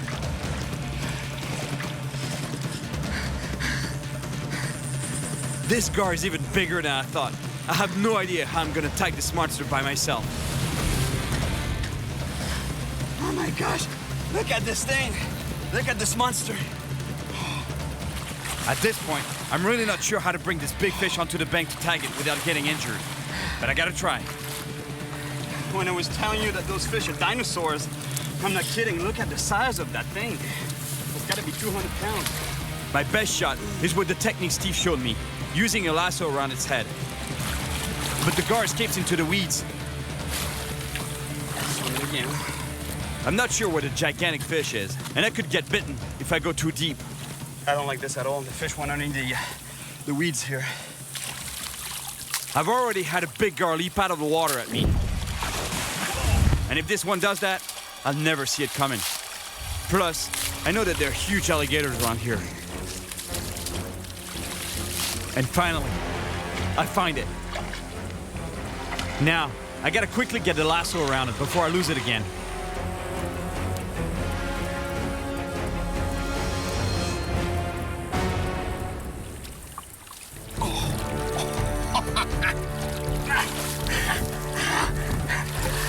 Look at the size of this beast. That's exactly what I've been chasing. A monster gar, and I got one in my hands right now. It's gotta be over 200 pounds. That's a monster. But I'm not finished yet. I still need to tag and measure this fish for the biologists. My measuring tape is in the bag there. I think I'll use the rod though. That fish has gotta be 7 feet. 7 feet long, for sure. My rod is 7'8".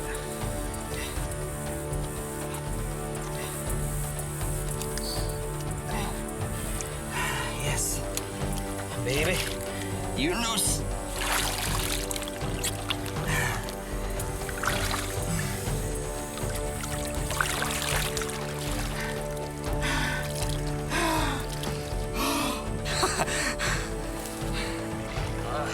I was finally able to catch a monster gar from the shore and tag it. Mission accomplished.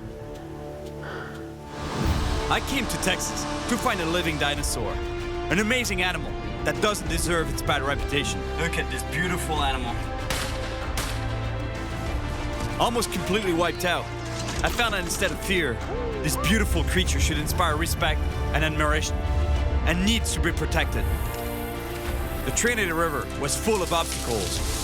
The best spots was super remote and filled with predators. But I finally came face to face with the monster I was after. Oh my gosh, look at this thing. A fish I'll never forget. Alligator gar, yeah.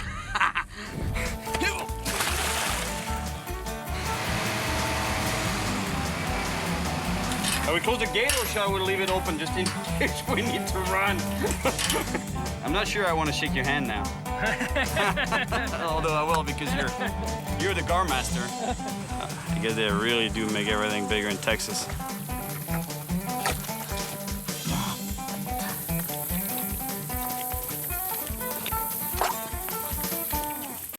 All right, Cyril, this is it. This is what? Where we separate the boys from the Glades men.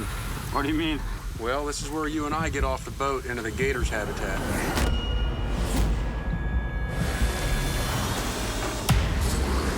My name is Cyril Chauquet, and I spend my life traveling in the wildest areas of the world. chasing monster fish. You don't want to fall overboard here. They'll eat you. In North America, there are few places more wild than the Everglades. Welcome to the promised land. In the far south of the United States, this vast wetland is more than 80 times the size of Manhattan. Almost 2,000 square miles of rivers, lakes, and mangrove forests, teeming with wildlife and dangerous predators. There's 4 alligators right in front of us. Oh, there he is. Watch out. Man, this is some bad fish. I've fished the edges of the Everglades before, but I've never explored the interior of this huge no man's land. There are all kinds of wild and dangerous animals here. We got a big one. It's big enough to kill kids about. Get the body. Move forward. Yeah. And some, like the vicious snakehead, are invasive predators that threaten to take over the Everglades. I want to discover the secrets of this mysterious world where few venture, and then work my way to the edge of the Everglades on the Gulf of Mexico to catch the ultimate predator. Oh yeah, big bull. A huge bull shark. Oh yeah, look at this shark. Oh yeah.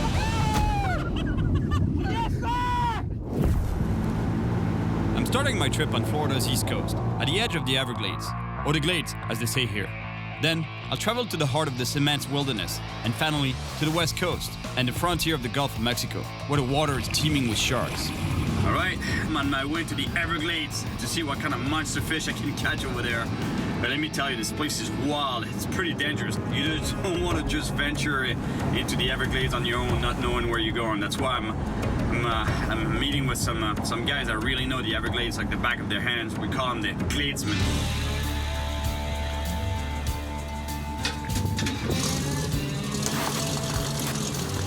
Hey, what's up, buddy? Hey, Nate. Made it. How you doing, man? Good to see you, buddy. Welcome to the Everglades. Corey, Cyril. Trey? Cyril. Nice to meet you, man. I just got here, and already I spot a snake. Man, this thing moves. It's a yellow rat. But before I get to go fishing, these guys have planned a little challenge for me. He wants us to take us to our secret places, right? Yeah, we need to give him a test. Before we take you to our stuff, man, you're gonna have to man up a little bit. To be able to protect our ecosystem we have out here, I mean, you gotta do your part. So many invasive species that flourish here, really, you know? It's great to see how they care for their environment.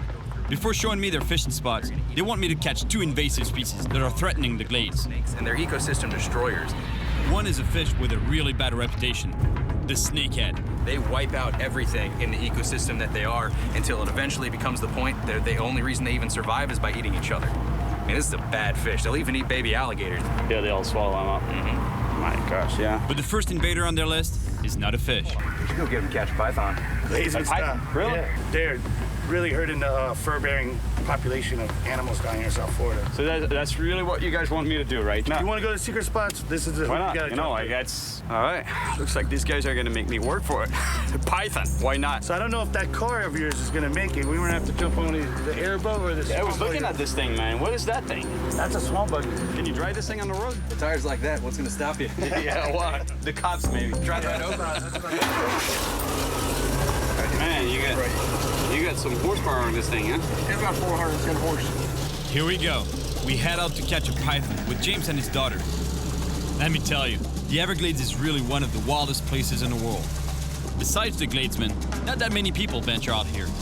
This place is crawling with poisonous snakes, massive alligators, and huge invasive pythons, which grow longer than 16 feet and are powerful enough to take on an alligator.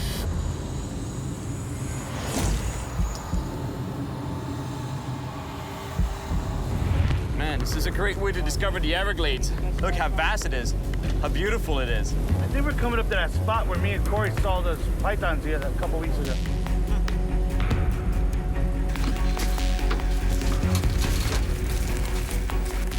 James is the smart one. Huh? You got it, man. You stay on top. See you guys. So are you sure the flip-flops would be the most appropriate shoes for here? What we're used to. Yeah, I see that. Keep looking through the brush here. You know, I was reading a little bit on python. There's been several attacks. The good thing is that none of the victims died. But the bad thing is that none of those victims ever saw the snake before it attacked. After hours of searching, We got a big one. Oh, this thing is big. Can we get around him? I'll try and get right behind the neck, and then everybody gets the body, because this thing's big enough to wrap me, and if it gets me, it's big enough to kill a human. Really? This can kill a full-grown man. There's a big one here. Before I can even get ready, Trey lunges towards the animal. I think so. Get the body. Get the body. Move it forward. Yeah. I got my face in your spot, though. You're welcome. We've only just managed to control the snake, and already there's a small problem. Where's our bag? Do we have a bag? You didn't bring the bag? You're gonna use my boxers. Oh, we need something to hold a big snake. Luckily, Nate finds the bag quickly. We're not gonna kill him. We don't do that. The biologists decide what happens with the snake. How big do you think he is? That's the biggest one we got. Really? Yeah, we haven't gotten one that's this big. Since this is your first time coming out here,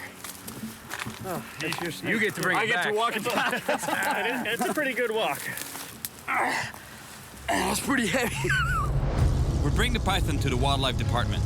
Then it's back to the edge of the glades for my second challenge, to catch another invasive species with a violent reputation. The Everglades is a wild and dangerous place, but at the same time, it's a very fragile ecosystem. And there's one invasive predator fish that's on the verge of taking over. It's called the snakehead. The snakehead was introduced here in Florida by the Asian community as a source of food because its meat is very popular in Asia. People also imported them as pets, then released them into Florida's freshwaters, where the fish is quickly spread. There are many species of snakehead, but the bullseye thrives best in Florida's climate and is the most dangerous to the local species.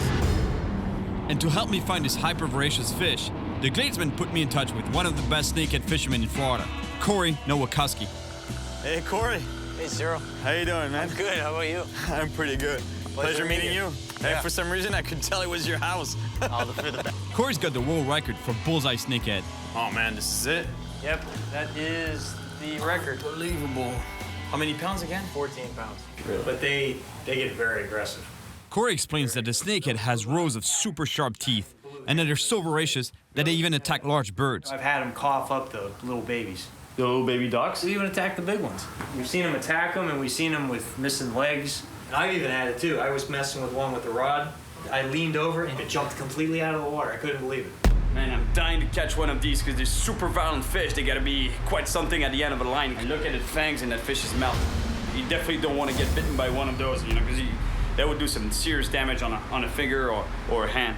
Let's go give it a shot. Let's go get it, man. We're right on the edge of the Everglades, where the city meets the forest. Corey tells me that there are lots of snakeheads here, and that they are about to cross into the Everglades, which is why the law requires that if you catch one, you can't release it. We'll be using a big plastic lure shaped like a frog, with a small sinker in the front, because snakeheads either lurk on the bottom or hide under trees, ready to ambush passing prey. These fish are hiding underneath the trees there in the shade. Not just snakehead, but bass, any kind of predator fish will have that behavior. Pike too, you know, like they'll take advantage of that light, so they'll be in the shade, and as soon as a bait fish comes into the light, boom, they'll take it. What do you think is the problem, in your opinion, of this fish spreading here in Florida? Predator fish feeding on our native fish and other animals. So other snakeheads, they will eat just about anything. One of the problems here in Florida is that all the bodies of water, they're pretty much all interconnected by a system of canals, pipes, sewage system, you name it. So fish can basically move from one body of water to the next. It's just a matter of time before they spread out of control, and that's exactly what's happening with the snakehead. According to Corey, there are monsters here somewhere. Oh my gosh, what a bite! Wow. Wow. Oh yeah, that's a good fish for sure. Oh no! Oh, got off. Oh no, he got off! Oh, that was a big fish. Yeah. He hit it hard though, huh? He was rip and drag, huh? Close to 10 pounds, right? Yeah, he may be, who knows, he may have been bigger. Yeah, definitely. The fish that attacked my bait almost cut it in half. These fish are definitely super aggressive. It really hurts to have lost such a monster, but there's gotta be another one in this lake. All right. Good fish, man. A good fish. Oh yeah. Big snakehead. Wow. Look at that spin, man.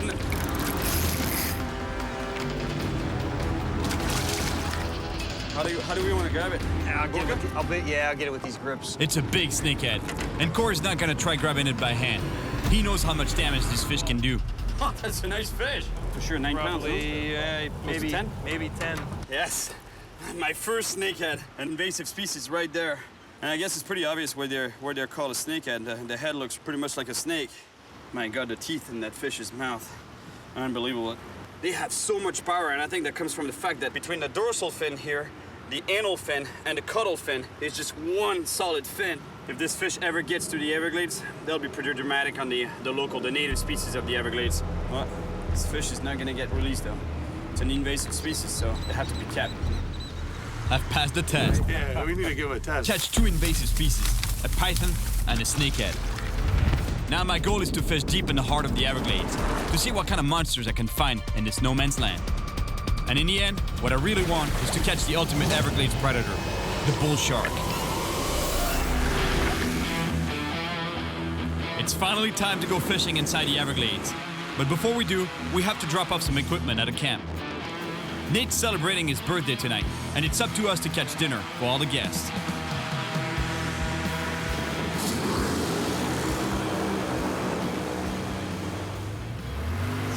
Yeah, welcome to Old Glory Camp, Sarah. This is beautiful. Yeah. Pretty neat out here, huh? Oh yeah, my gosh. It's in the middle of nowhere, in the Everglades. How cool is that? This place is beautiful, and I'm looking forward to the party tonight. But right now, we gotta catch some big fish. They're hard to find, but I know there are huge bass out here, and the record is over 16 pounds. We're surrounded by predators here, and the guys tell me that snakeheads have been spotted here too. If that's true, it would be devastating for the Everglades. They wipe out everything in the ecosystem that they are until it eventually becomes the point that the only reason they even survive is by eating each other. Well, the best way to see if they're really here is to catch one. These plastics aren't working out so well, man. I think we should show him a secret bait. I think, man, he'll never get it. Hey, What do you wanna think? guess Wanna what see a secret bait is? What's that though? You're never gonna guess. Hot dogs? What do you mean? It's not a hot dog, it's bait. That's better than gold out in the swamp, bro. Really? You can catch anything with that. What? Catching a snakehead with a hot dog, I have my doubts. But then, No way. Yep. Fish on. Oh yeah. There he is. Yep. Get him. Oh yeah. Look at that. Oh, yeah. Oh, it's a big one. Is it a snakehead? Is it a... Snakehead? Is it? I can't tell. Looks like a snakehead or it might be a big bowfin. Oh yeah. Big bowfin. It's a bowfin, right? Yeah, big bowfin. Yeah, I thought it was a snakehead. That's what I thought too. Remember this? Yeah, guys. All right. this fish is a predator, but at least it's native to here. It's easy, an 8-pounder. I still have to pay really close attention to its mouth though, because like the snakehead, they have serious teeth. Oh, look at him. Oh my God, that's a good looking fish, man. They're a great fighter, but don't get your hands near their mouth. Yes, a bowfin. That's a pretty cool looking fish. Now you understand why a lot of people get confused, you know, when catching bowfin in the Everglades. They think it's a snakehead because it really looks like a snakehead in a way. You know, it's an elongated fish. And the main difference between a bowfin and a snakehead is that on the snakehead, there's a very long anal fin here that goes from basically here all the way to the tail. Is that what you're here for? You want to eat that fish, huh? They're used to watching people fish. Yeah, huh? So they know that this fish is going to go back in the water eventually. You know? Yeah. I always kiss my fish, man. I love them. The guys now want to catch dinner for the party tonight, and I still haven't caught a monster fish. Trey, what's up, buddy? Yeah, we could head over there. What do you guys got, a gator? Well, it looks like our fishing plans will have to wait. An alligator has wandered out of the wild and is terrorizing a trailer park. Where is it? Do you know? Apparently, Trey, the guy we caught the python with, needs our help to capture the alligator. Yep, we're gonna have to do this fast. If we see it, we gotta get it before it can take somebody's dog. Where is it at? Oh, There you go. That's your property here? You want to be a Gladesman, man. This is how you do it. What do I do? Just follow me, stay with me. Once I hit the alligator, I want you to go ahead and jump on it. Right behind me, I'm gonna need your weight to get it down. This one's kind of big. Okay. Well, it looks like we're just gonna go for it, Gladesman style. He doesn't look happy to see you, man. So jump on the back, right? We're right behind you. Yep, just right behind me.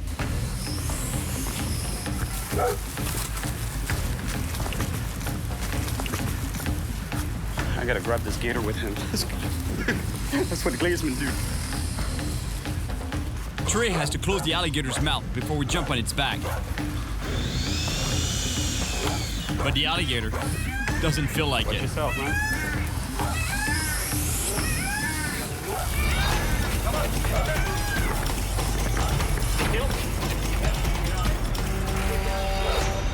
I didn't do much to catch it, but now we have to tape its mouth a nice shut to be able to control it and calm it down. Put a couple rows of tape right here.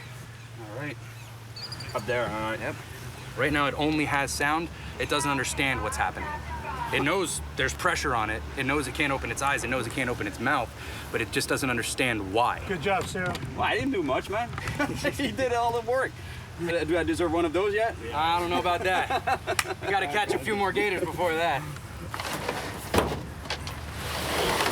Got him on back. All right, good park. Nice. Good job, man. Yeah, brother. I think I know what the gator was here. Felt like a little bit of a duck meat. Pretty close call for you, buddy. We've lost a lot of time, and we still haven't caught a monster fish. Or anything for dinner tonight.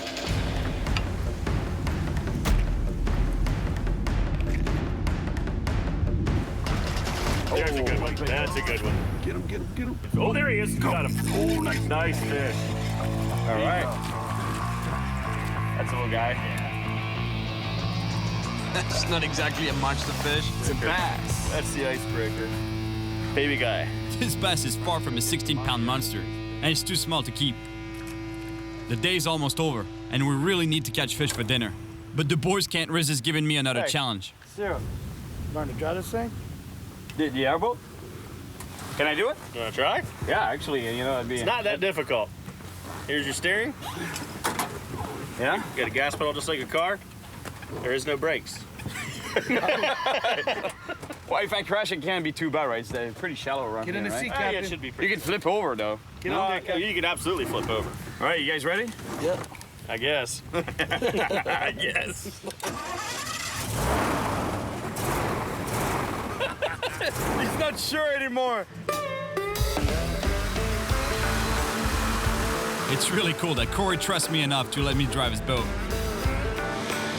Well, maybe he doesn't completely trust me. As for Nate, he's pretty relaxed. Everything goes well until...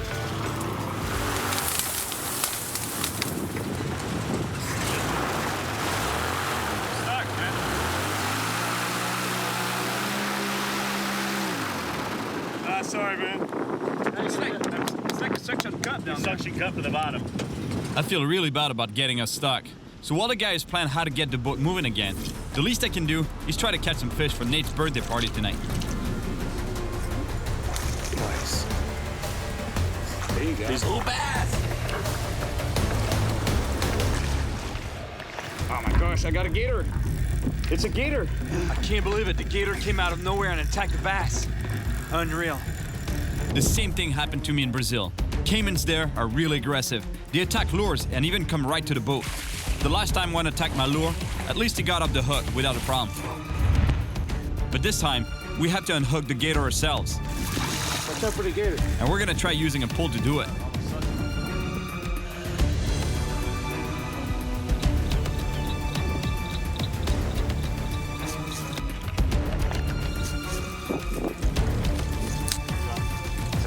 Good job, man. That's great. The alligator is released without the hook. But now, we're really late. We have to start catching fish for dinner. The guests are arriving, and there's nothing to eat. But first, we have to get the boat unstuck.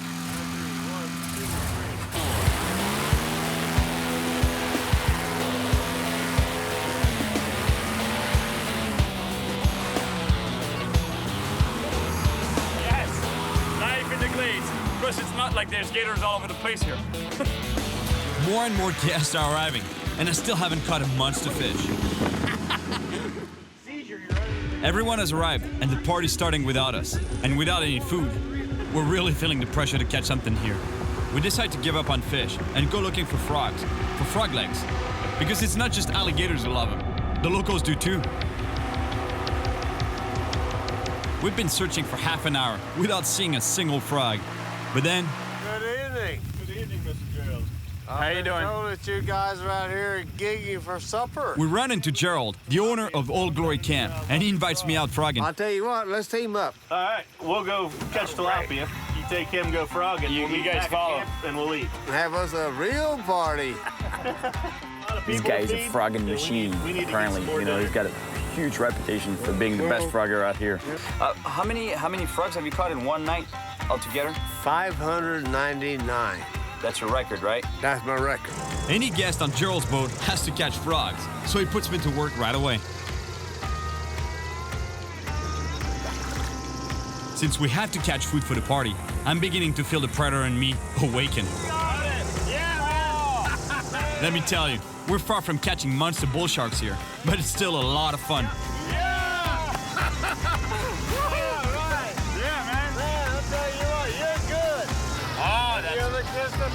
I kiss my fish usually, but normally I release them. My girlfriends, I kiss them and release them. Alligators are hyperactive at night, and it's their favorite time to hunt. And of course, now Gerald tells me that to be a true gladesman, I have to be able to catch a frog by hand.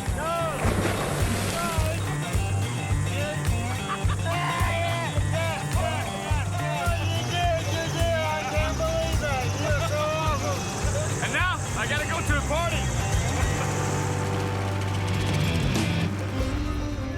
We're back at camp for Nate's party, and everyone's pretty happy since we cut their fill of frog legs. I think I'm really part of the Gladesman clan now. Hey, my friend. How you doing? Everyone's hungry. It's time to cook the frog legs. Gerald prepares them breaded and deep fried. And let me tell you, they're delicious. If you're mad enough, I gotta drink that. be careful. I'm definitely part of the family now. Gerald just pulled out his house specialty. Moonshine. This is good, man. We gotta share this. Yeah, that's awesome. It's called Foggy Morning. I know why. I didn't get a lot of sleep last night between the frog gigging and the party, but if there's one thing I haven't been able to do so far is to catch a big bass. And Gerald was telling me that this gladesman I'm about to meet, he knows some really, really good spots. The only problem is it's really far, really remote, and it's infested with alligators. This is my last mission in the interior of the Everglades. Next, I'll head out for the ultimate predator in the mangroves found at the edge of the glades, the bull shark. Hello? You must be Marshall, huh? It's me. Cyril, nice to meet you. You've been, how many generations have you been living here, like in the Everglades? We've been here for 5 generations, and my family's been in this home for 83 years now. Wow. Who's that? This is our friend Joe. When my mother was a teenager, her and Joe formed a relationship. She was able to actually jump in the canal and ride on his back. He was part of the family. Yeah. Wow. Because Marshall's secret fishing spot is infested with alligators, he gives me a few tips for my safety. Alligators have the strongest bite force in Mother Nature. Some people say an alligator can't bite you under the water. That's completely false. They can. We have a healthy respect for the alligators, but they're more afraid of us than we are of them. Right. And if you would like to earn a rite of passage to go fishing with me, I have a task for you. Really, eh? Marshall's kids spend their days swimming in the canal. The rule is that if they see an alligator diving in the water, it's time to get out quickly.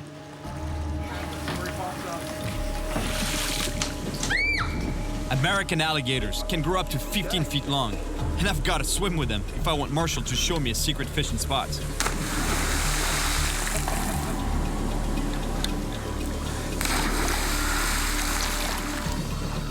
Who usually gets bit first? The one that leads or the one in the back? Well, I guess that really depends. Normally, nobody gets attacked. I love the normally part. Check this out. There's 4 alligators right in front of us. You see the heads popping up at the surface over there? Just like he says, though, you know, like he said, he grew up swimming around here. Look, just ahead of us, there's 2 more. Yeah, there's 2 more right there, huh? Yeah. There's one on the bank right here. Oh, there's one there. Oh, yeah, that's a big one, too. What tells you that an alligator might be aggressive? Is there a sign? They'll exhale out of their nostrils very loud, make almost like a hissing sound, and then they'll lunge. Suddenly, a huge alligator lunges towards us. you gotta do if you want to spook them. You just make a lot of noise, right? You make yourself look big. Okay.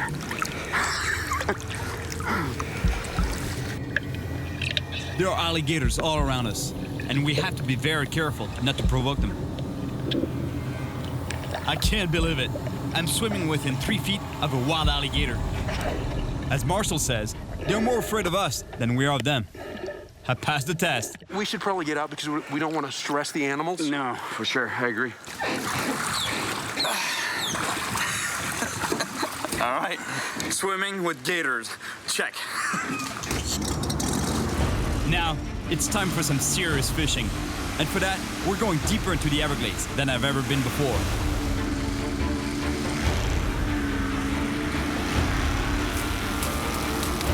In some places, there's so much grass that I can't even see the water. It's amazing. I have the impression of driving on a road instead of being on a boat. Marshall must be one of the few people to venture out here.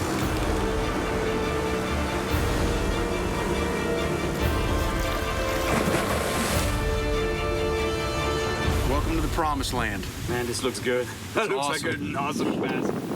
Man, God, there's got to be a lot of bass in here. That's the perfect habitat for larger, you know? It's not just perfect for bass, but also for alligators. Look at that in the distance. 1, 2, 3, 4 gators.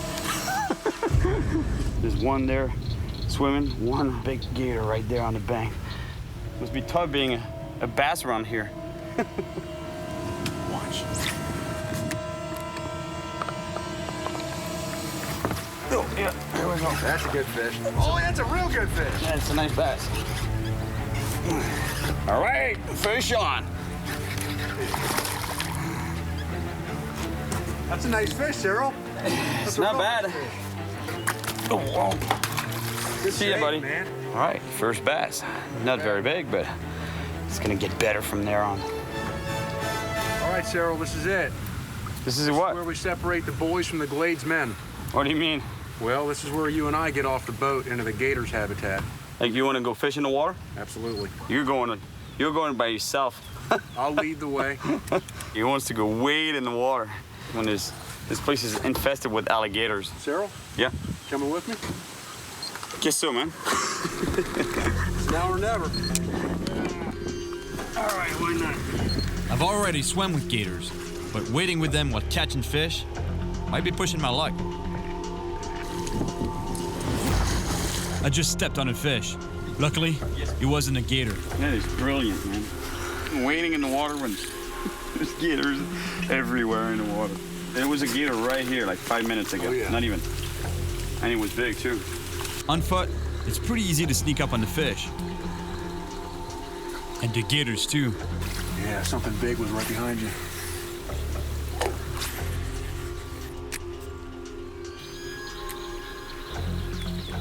Yep.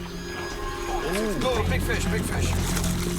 He's stuck in the tree in the lily pads, though. I'm getting this fish, man. There's no way we're leaving this fish behind. You want to hold the rod? Hold tension on the pole for me. It's fine with gators, you think, yeah? That one's getting too close for comfort. Maybe it's not safe enough for us to be here. There's no way I'm leaving this fish. It's good fish. He's down about 2 feet under the water. He's like armpit deep under the water. You see him? I have to be quick. The fish on my line is attracting an alligator. Got him? Almost. All right. Yeah! Yeah. That's the way to do it. You never leave a fish behind, right? Nice Everglades bass. I thought it was much bigger than this, but still, it's a nice fish. It's a really good bass, but not the monster I was hoping for. I gotta say though, with all the gators around, it's definitely a fish I'll never forget. Now that I've been deep in the heart of the Everglades, I set out to the west coast, at the edge of the Gulf of Mexico. That's it. I finally reached the coast, where the fresh water of the Everglades meets the salt water of the Gulf of Mexico, and where all kinds of predator fish can be found. And at the top of them all, the bull shark. I want to go kayak fishing in an area called the 10,000 Islands, but it's a huge wild maze, and without the help of a local, honestly, it's almost certain I'd get lost in there. So I'm meeting a pretty notorious ex-fisherman who knows all the secrets of these islands, and not only thanks to fishing. Give us a drink, please. And the Daniels family is one of the first families here. I said I was 10 generations.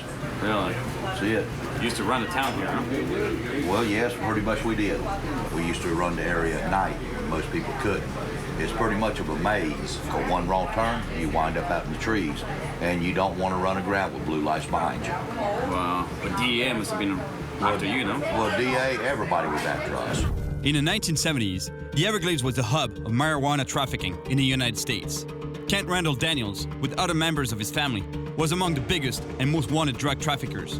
I was out commercial fishing one night, mullet fishing, but a man approached me and said, I need your boat. And I said, I kind of need it too to make a living. I've got to have fish at the fish house in the morning. I got to have money. And he said, come with me. He said, you'll have money. So I went with him.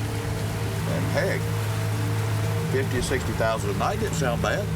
$50,000, $60,000? How many years did you do in jail?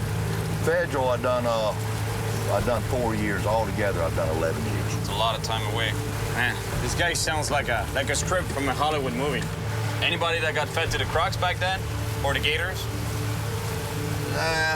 Ex-wife, mother-in-laws.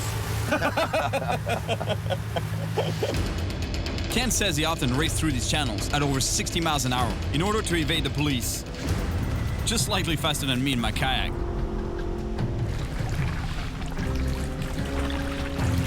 Ken dropped me off deep in the 10,000 Islands.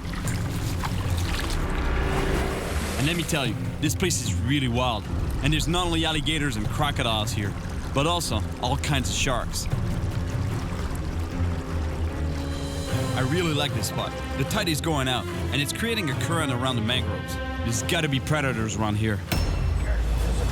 Fish on. I have a good fish on the line, and it's a shark. Oh, it's a nurse shark. But even though it's not huge, the problem is that to unhook it, I have to bring it on board. It's not a big bull shark, but I still need to be careful with this nurse shark. Their mouths are full of small but sharp teeth, and they have especially powerful jaws to break the shells of crabs and lobsters.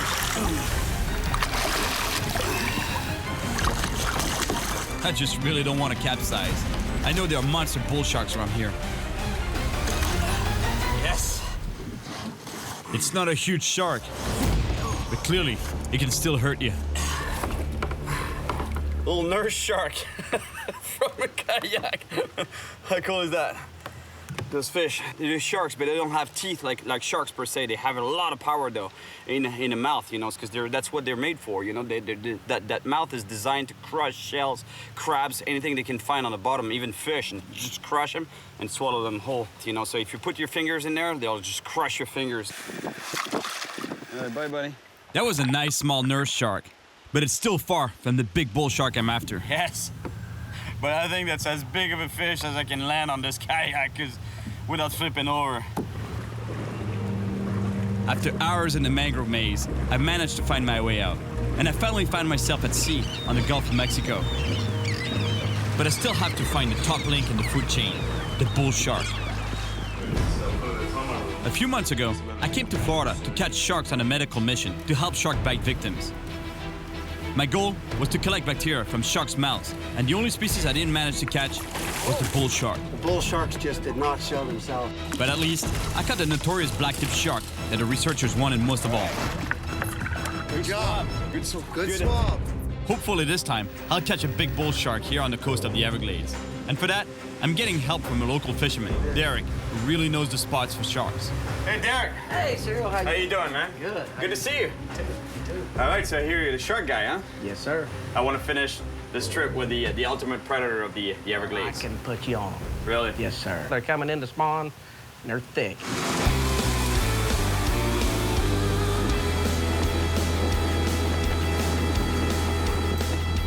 We stop at the border of the Everglades. The plan is to move up the food chain, starting with small bait that will help us catch bigger bait, and finally, catch sharks. Under the boat is a large wreck in 30 feet of water, and according to Derek, it's home to big predators. Barracuda's here. Man, there's some big fish out here. The size of that barracuda right there.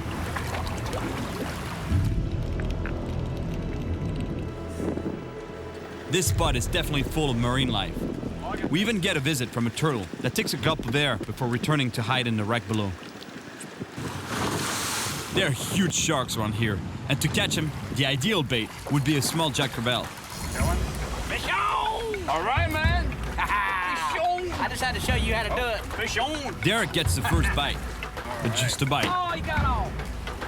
Now I gotta show you how to land a fish. Oh, man. Let me show you how it's done. Oh, bull shark, big bull shark.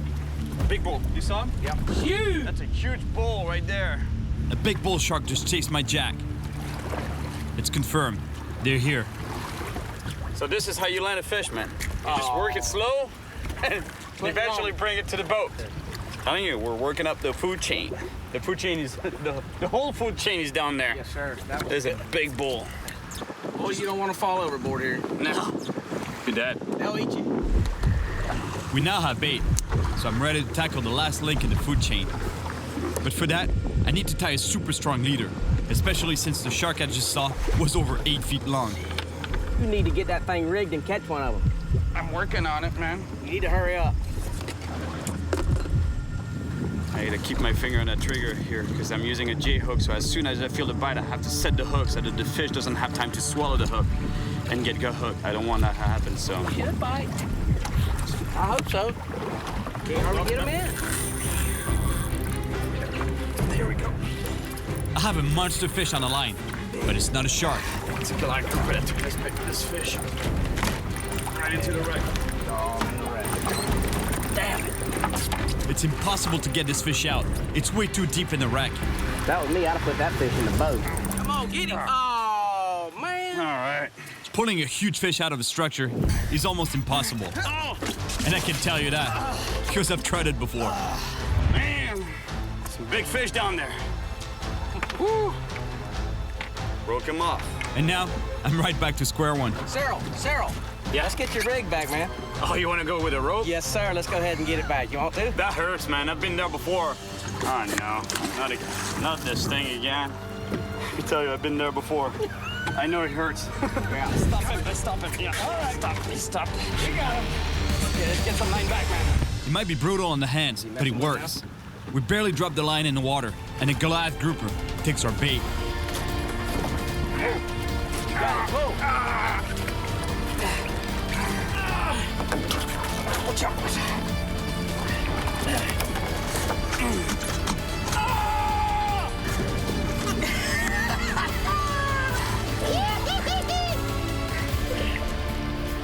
Oh my God! I can say it. Yes, sir!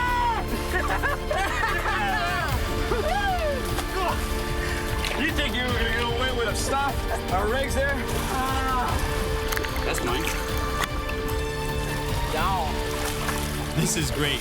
The fish is free from the hook, and I got my rig back. The same fish came back for the bait. They don't care. That's No, just they to don't show you, they care. really Exactly. don't care. Now, it's time to catch a huge bull shark.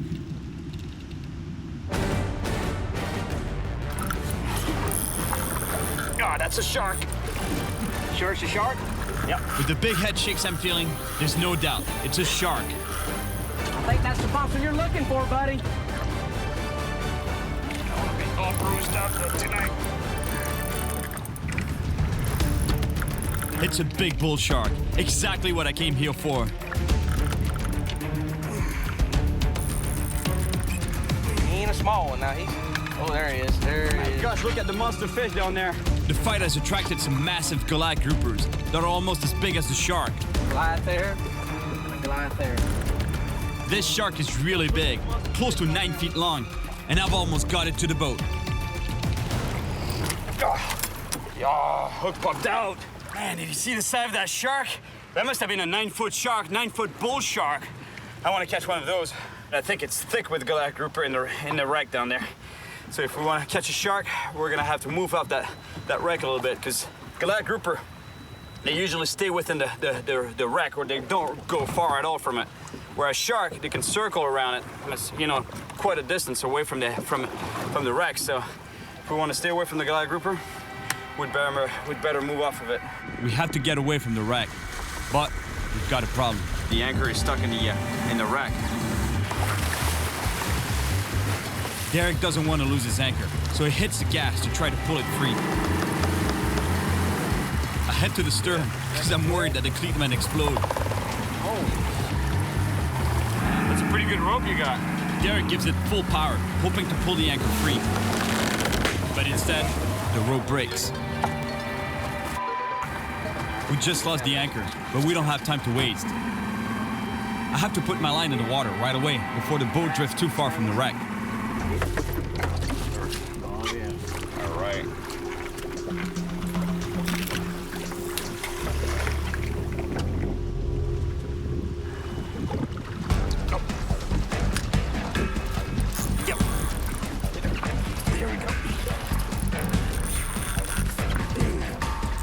I just got a massive hit. Big fish. Shark? And the way it's fighting, it feels like a shark. Oh, no, it's still on. Yeah, shark. Shark. All right, shark on. Oh, yeah, big bull right here. This shark is really powerful, and it's taking a lot of line.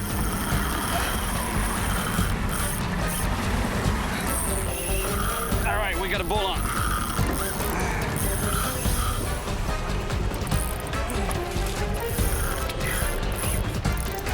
We're on to a big fish. Oh, yeah! Yeah, man. Yes, sir! Woo! Good shark right there. Think so, huh? The Goliath grouper goes straight down to the wreck. The shark runs. Give me quite an impressive run, this fish. Hey, Derek, you ready to net him? Yeah. Yeah, I don't think that one's gonna work. This shark is putting up a real fight. Oh, yeah, look at this shark. Oh, yeah. Oh, yeah. You need to start pumping Iron Man or something. I finally managed to get the shark to the boat. This has been my goal since I arrived in the Everglades. This shark is bigger. He is bigger, longer. That's a solid 8 for sure, huh? Yeah. All right, here's the top predator of the Everglades, right here, the bull shark. We caught this guy in the salt water. We're still in the Everglades, but it's in the ocean. But these guys, they go up the freshwater rivers of the Everglades and a lot of parts in the world, and they breed, and then they go back to the ocean where they spend the majority of their times, their lives. Let me tell you, I'm really happy to have finally caught this big bull shark. Good job, man. Yeah. All right, this is good. All right, see you, buddy. Woo! My gosh. Good job. Yeah, man. Yeah. Woo! Yeah, and I need to get like you, man. You would have pulled the shark. Oh, yeah, without a problem. 1 minute. Hook set on the boat. Sit there and play with him for 30 minutes. Yeah. I traveled through the heart of the Everglades to live the Gladesman experience. I met some really cool people here. And I also caught some local and even invasive species. And I gained more respect for this fragile ecosystem that is the Everglades. These guys are really intense, and I had to pass several tests to become accepted by these purists. It was pretty extreme, but I can tell you, it was worth it. And what's more, Hey, look at this shark. I finally caught a big bull shark. All right, see you, buddy. Woo! Now what? Now we're gonna go drink some beer. Sounds good to me.